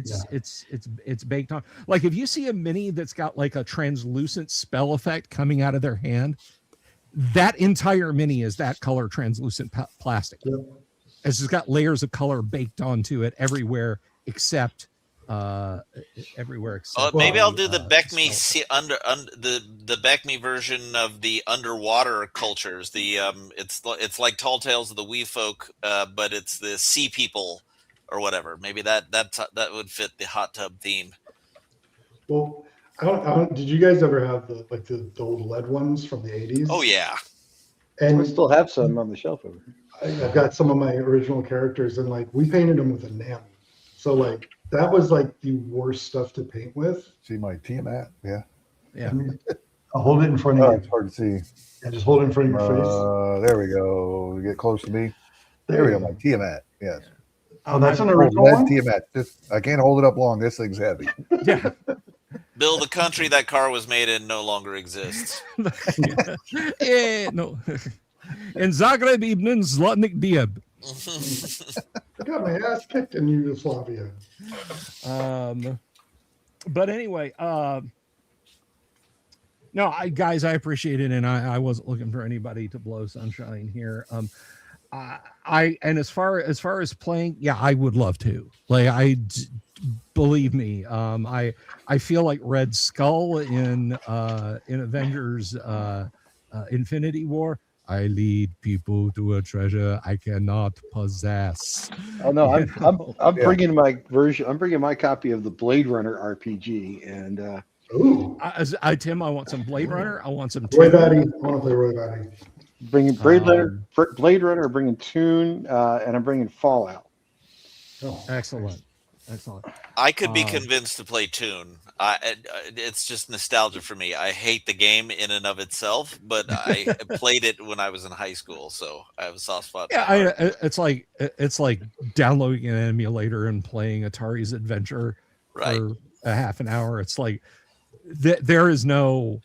That is literally a nostalgia trip. You are not playing that for a gaming experience. I have watched the entire Warner Brothers Looney Tunes catalog, and when I say that, I mean every one. And you think I'm Paul is badass? Put me in a Toon game. Is it All right. the Warner Brothers Toon World? What? I've never even heard of that. What is it? This is a Steve Jackson game called Toon, Oh. where it's exactly what you think. You're playing a cartoon character, and it's kind of funny. It's fun to play. It's just kind of ramshackle weird. Is it a card game like Munchkin or? No. It's straight up RPG. RPG. But it's kind of funny because when this came out, some people went through and did cartoon or D&D characters for like Bugs Bunny and Daffy Duck and others. And one of the things I found funny was for the Daffy Duck character, he has infinite hit points but 0 damage. He could take a punch forever, but he will never hurt you. It's just all there is to it. I love the saying Daffy Duck naked. That's where you're only wearing a shirt around your house and nothing else. That's Sundays in my house. It's that kind of game. It's just fun. It's not meant to be serious at all. It's just meant to be kind of cute. Hey, do you mind if I talk about Great Old Ones and I starting up some Rollmaster stuff again real quick? I don't, but let me just interject something and say, Sure. regardless of whether or not Guac the live Guac happens before or after the original Guac, Yang, I absolutely want to play. You've got to come to Guac. You've got to come to Guac and run some Empire of the Undying Sun, dude. Of course. Yeah, I will really definitely be do. there. And if anyone's chomping at the bit, I will be at Claricon running it in October. Yes, that is in Glengarry, Glen Ross, Canada, which is just outside of Toronto. But Glenn Williams. Glenn Williams, that's it. The folk singer. What's really funny? I have been to like adventure. I have been to like 14 countries, but I've never been to Canada, which is weird because I've been like 4 miles short of being in Canada. So. I lived there in the early 70s. There was some unpleasantness. I can never go back. What did you do? Was it? Went to Did it elementary involve school. poutine? They call it No. primary there, and I went to secondary school, which Are they you- call high school here in Canada for a number of years. So I'm familiar with it. Are you one of the revolutionary brothers of Liberté de Quebec? Is that what you're trying to tell us, Gonzalo? No, but I did live in Quebec, and Oh, of course. no, I did. The What? Revolutionary Brothers are the ones Sure. that run him out of there. That's what it was. No, but look, so I was like 5 But years they old. said sorry the whole way. No, they speak French. At least they did when I was there in the early 70s. They still do, yeah. Yeah, and I couldn't understand, like, so I, as a little kid, like 5-year-old kid, tried to talk to people, and they would say, "I don't speak English." They would, and I'm afraid I don't speak English, and Yes, and they I, do. and I couldn't understand. Well, but I could. I'm like, yeah, you just spoke in English. Like I couldn't fathom. No, I did not. I couldn't fathom anyone who could say the words "I don't speak English." It never occurred to me they could know just those words. No, they know they're taught English in school the same as the English Canadians are taught French. They just Spite. Yeah, spite. Exactly It's right. spite. They want you to speak French. Period. End of statement. That's the end of it. And they were Which is doing funny, that to 'cause if you go to 5-year-old me. Yeah. It's funny because if you go to Paris, they'll actually speak English to you if you attempt French. Yeah. Yeah. And because I spent a couple weeks in Paris and I found out that if you attempt to speak French and you do it badly, they will switch to English because they're so offended at your French. Yeah. I will say this, and I don't want to get sappy, but this is the one sentimental moment I was sure about. There's a very thin stretch of French coast that goes about from the Cotentin Peninsula almost all the way to Cherbourg, where you are welcome to speak English as much as you like, and they will make an absolute effort to speak back to you in English because the people who live there appreciate what Americans did for them. And that, with that said, back to silliness. Kabuki says, I always get sick in Canada, but I never had issues being searched. There's a context here. Are we still doing phrasing? But anyway, so yes, I would absolutely love to game with any of you guys who would be willing to helm a game, whether it's at the virtual Glock or the IRL Glock, and the details on the latter are forthcoming, guys. I just had a pretty high roller step up and offer to buy all the hot dog buns for it. So I think we're about 3/4 of the way there. And there's a joke. I have to explain this. When they held like one of the very first Gen Cons, and Gary kind of took it over from the IFW. They had and no, I wasn't there for anyone who wants to make an old person joke at me. Alan Hammock told me this. They had like hot dogs, like 20 cents. And they put a sign up. And I don't know if he said it was Gary or if it was one of the Blooms or somebody. He said, but can you like make it more appealing, like the just hot dogs 20 cents. And so whoever it was manning the hot dog table grabbed the paper plate it was written on and wrote in marker above it premium hot dogs 20 cents. So you'll see that if you go back and dig through early issues of Dragon Mag, like way like low double digit and younger issue or older issues of Dragon magazine, you'll see like, oh, this war game, that war game, this adventure being played, premium hot dogs. So anyway, so please, yes, tell us about Great Old Ones and what you. Well, I was just going to say, the first live Guac should be a potluck. There shouldn't be any concessions. It should be a potluck. I mean that seems like a perfectly good idea that won't poison anyone. Yeah, but you gotta make some money to pay back the rental fee. I brought jello shots. And the big question is it BYOB or is there a bar there? Paper brown bags. Probably less dangerous with a bar. BYOB, bring your own bill.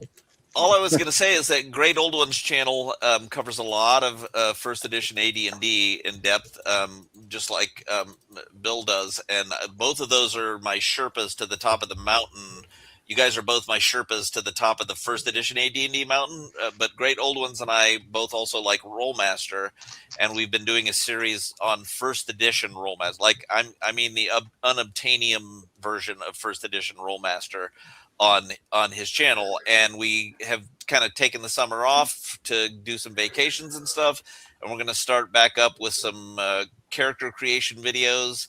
And there's a Discord server that we mention on our Rollmaster live streams. Although these will be more, they won't be live. What are they going to be?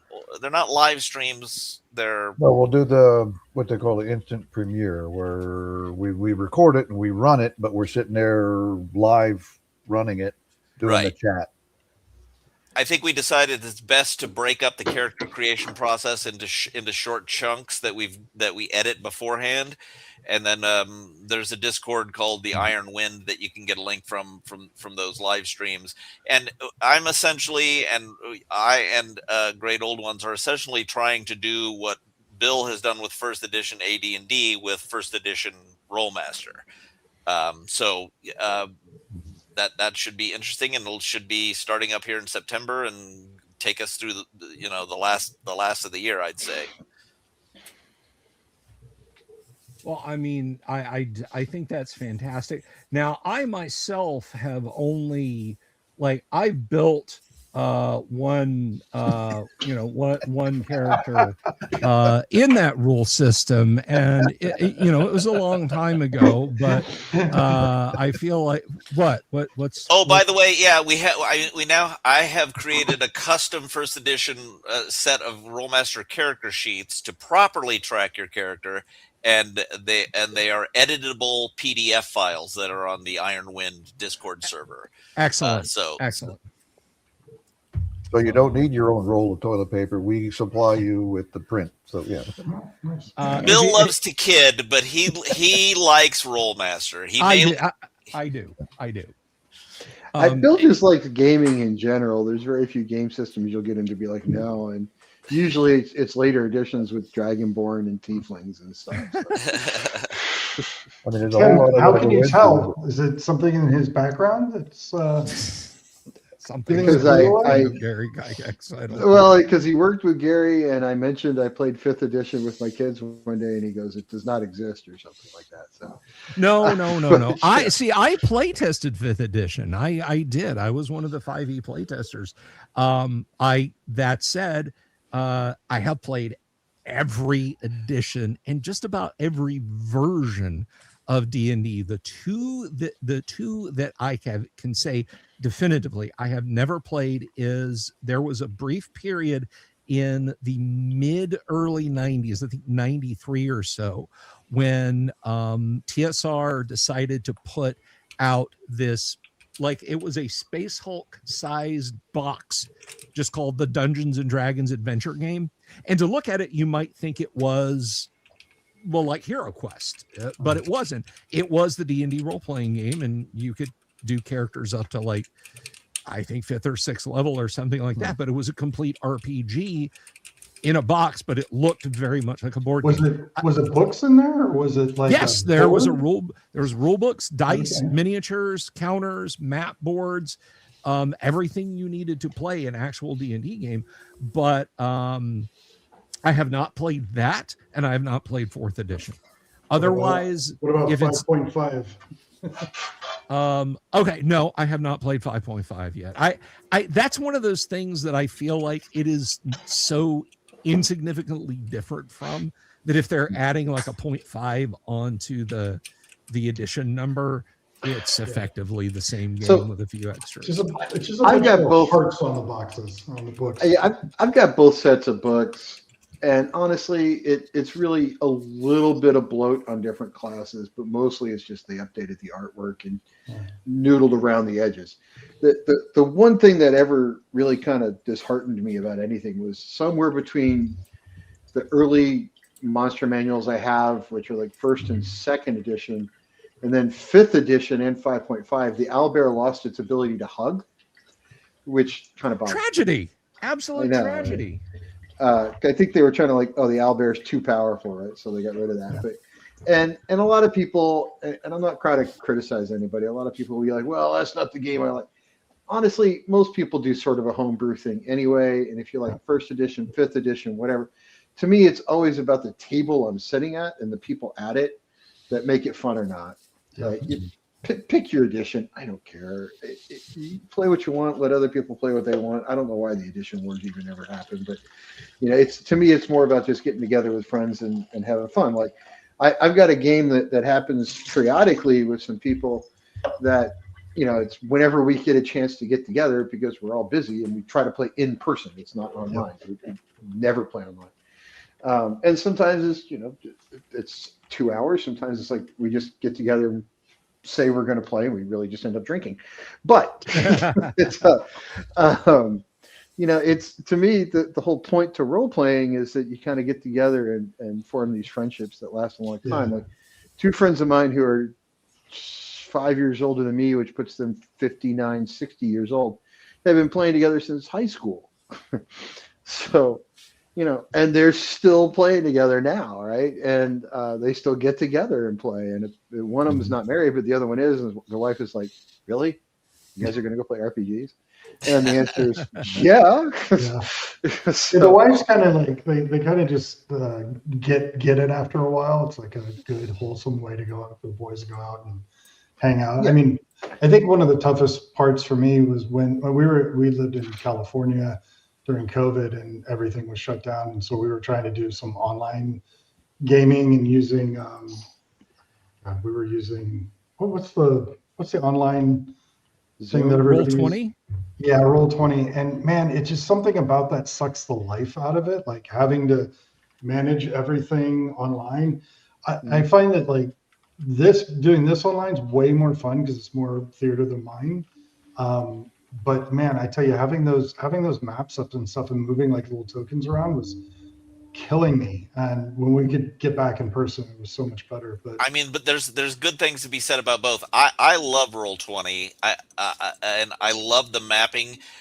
As long as you don't try to use character sheets and stuff that are like, you get into it and you're doing macros and it's doing all the calculations for you.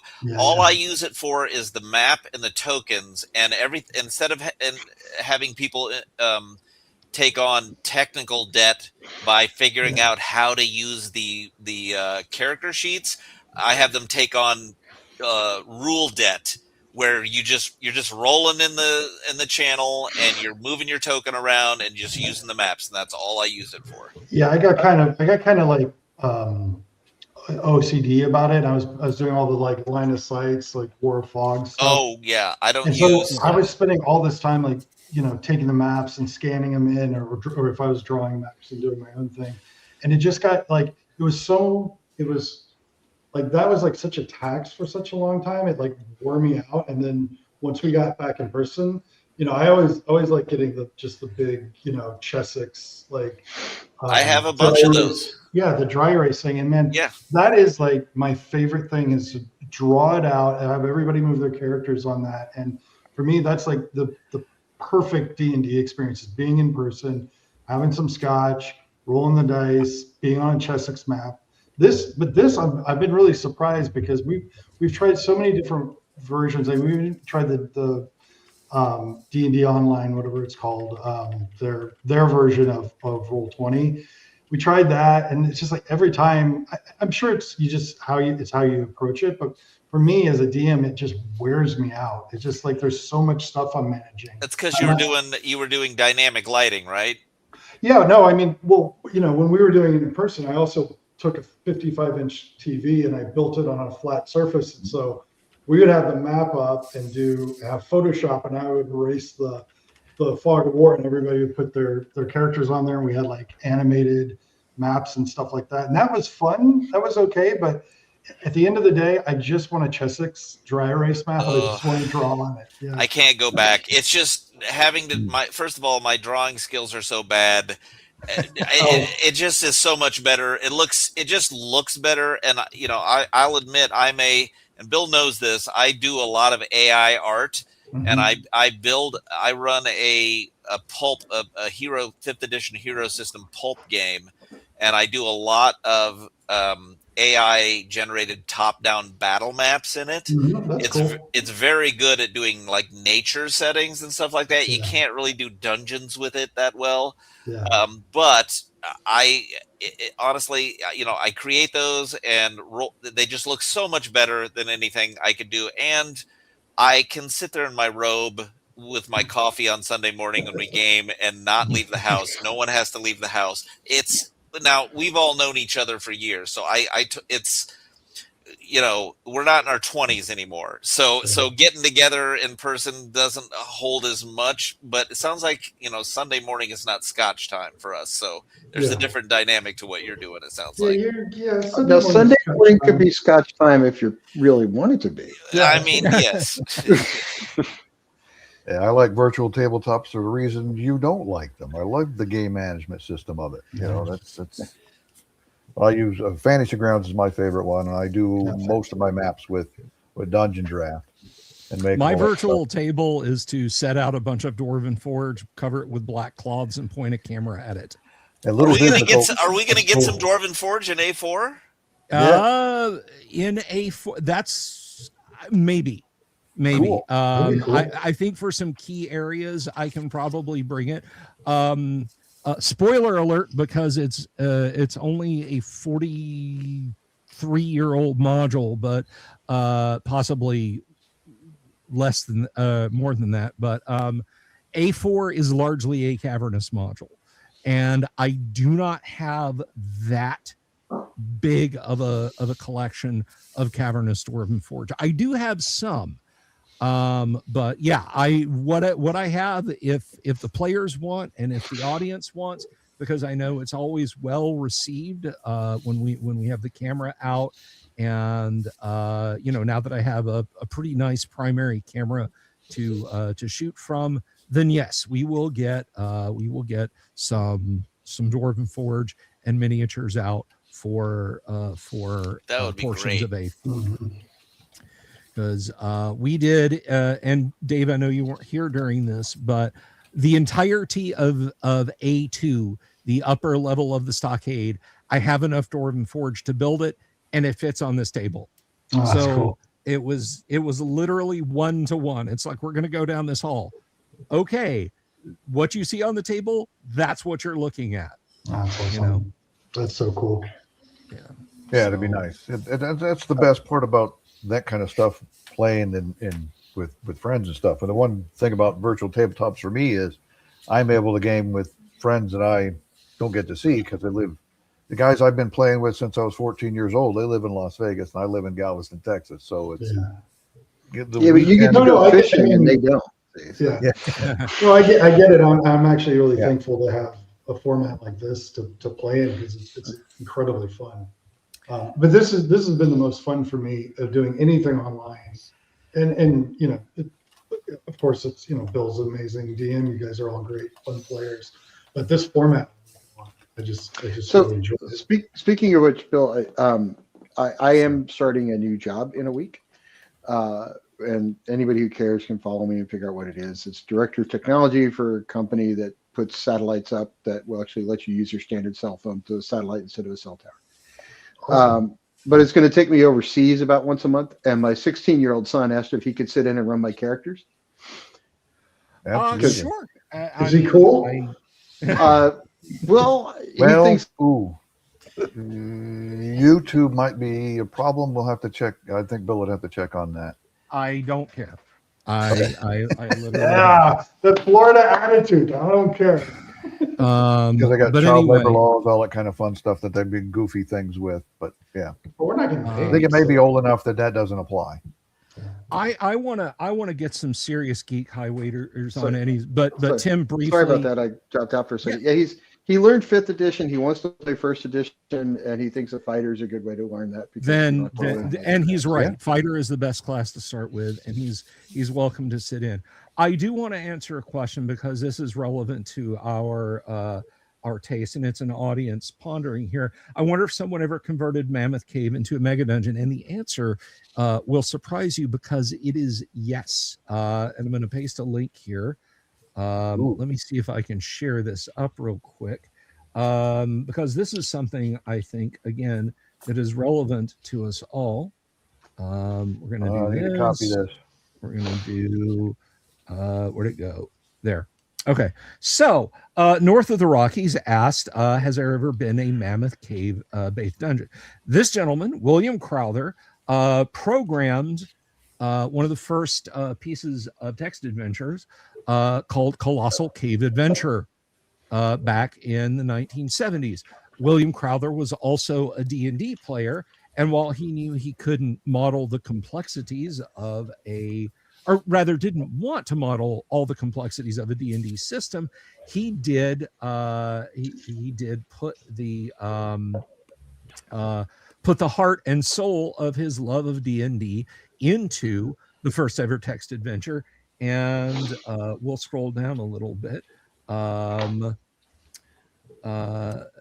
He combined memories of maps of the Mammoth Cave system, including a 1975 map of the Bedquill area of the caves, including Colossal Cavern, with elements of the Dungeons and Dragons campaigns he had played with friends to design a game around exploring a cave for treasure. And he wrote it in natural English, 700 lines of code, 193 word parser. So north of the Rockies, someone did convert the Mammoth Cave into a mega dungeon, and it happened pretty darn early in the history of role-playing games. 700 lines of code. That was it. 700 lines. I think Crom clocks in at something like 9,000. Yeah. So we're gonna do we gotta see if we can do this bingo card thing that the audience suggested, because I do think that sounds like an idea. To me, that's just me. We all take a shot when somebody does it. We'll be done by 8:30. Yeah. I mean, bingo's very flexible in terms of how you play it and what the results of winning can be, and I know that's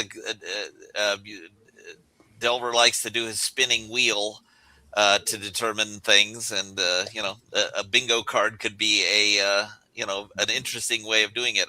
I bet you could probably even do some form of digital bingo card, but it seems like it would be cooler to do like a bespoke printed bingo card that says Delver on it, with lots of artwork and stuff. Well, I mean, we'll see how it unfolds. ECBST 6, Mike has gotten together some suggestions for squares already that he's emailed to me. So we're going to do it.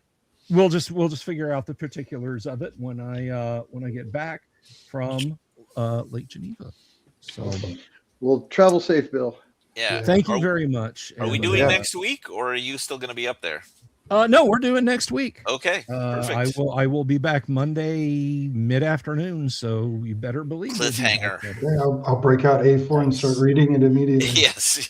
I'll get our scripts ready and I'll start passing them around. Everybody. Yeah, thanks. I had a couple. No rehearsal Sunday because I'll still be up there, but I'll be back Monday and we can rehearse. This would have to be the worst scripted thing ever created. Like if someone thought this was scripted.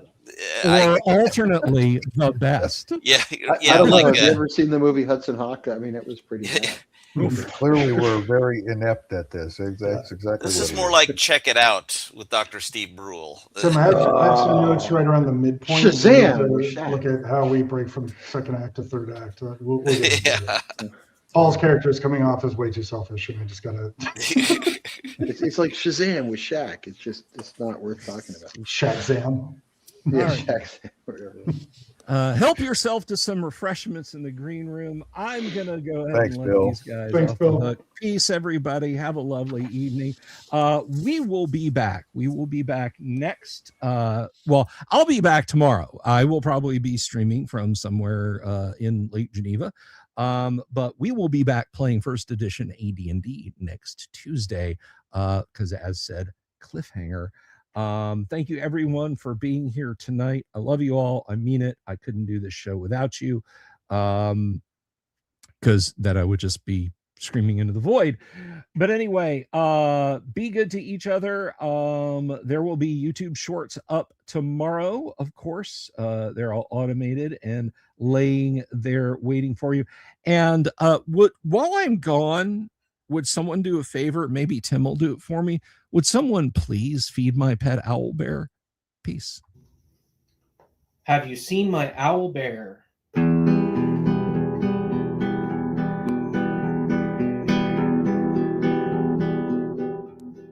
Here's to all the weirdos everywhere in the woods and in the air. Have you seen my owl bear? Should I shave off all my hair? Bobs are all around. Some live in tunnels underground. Some are fat, some are rich, some are sleeping in a ditch.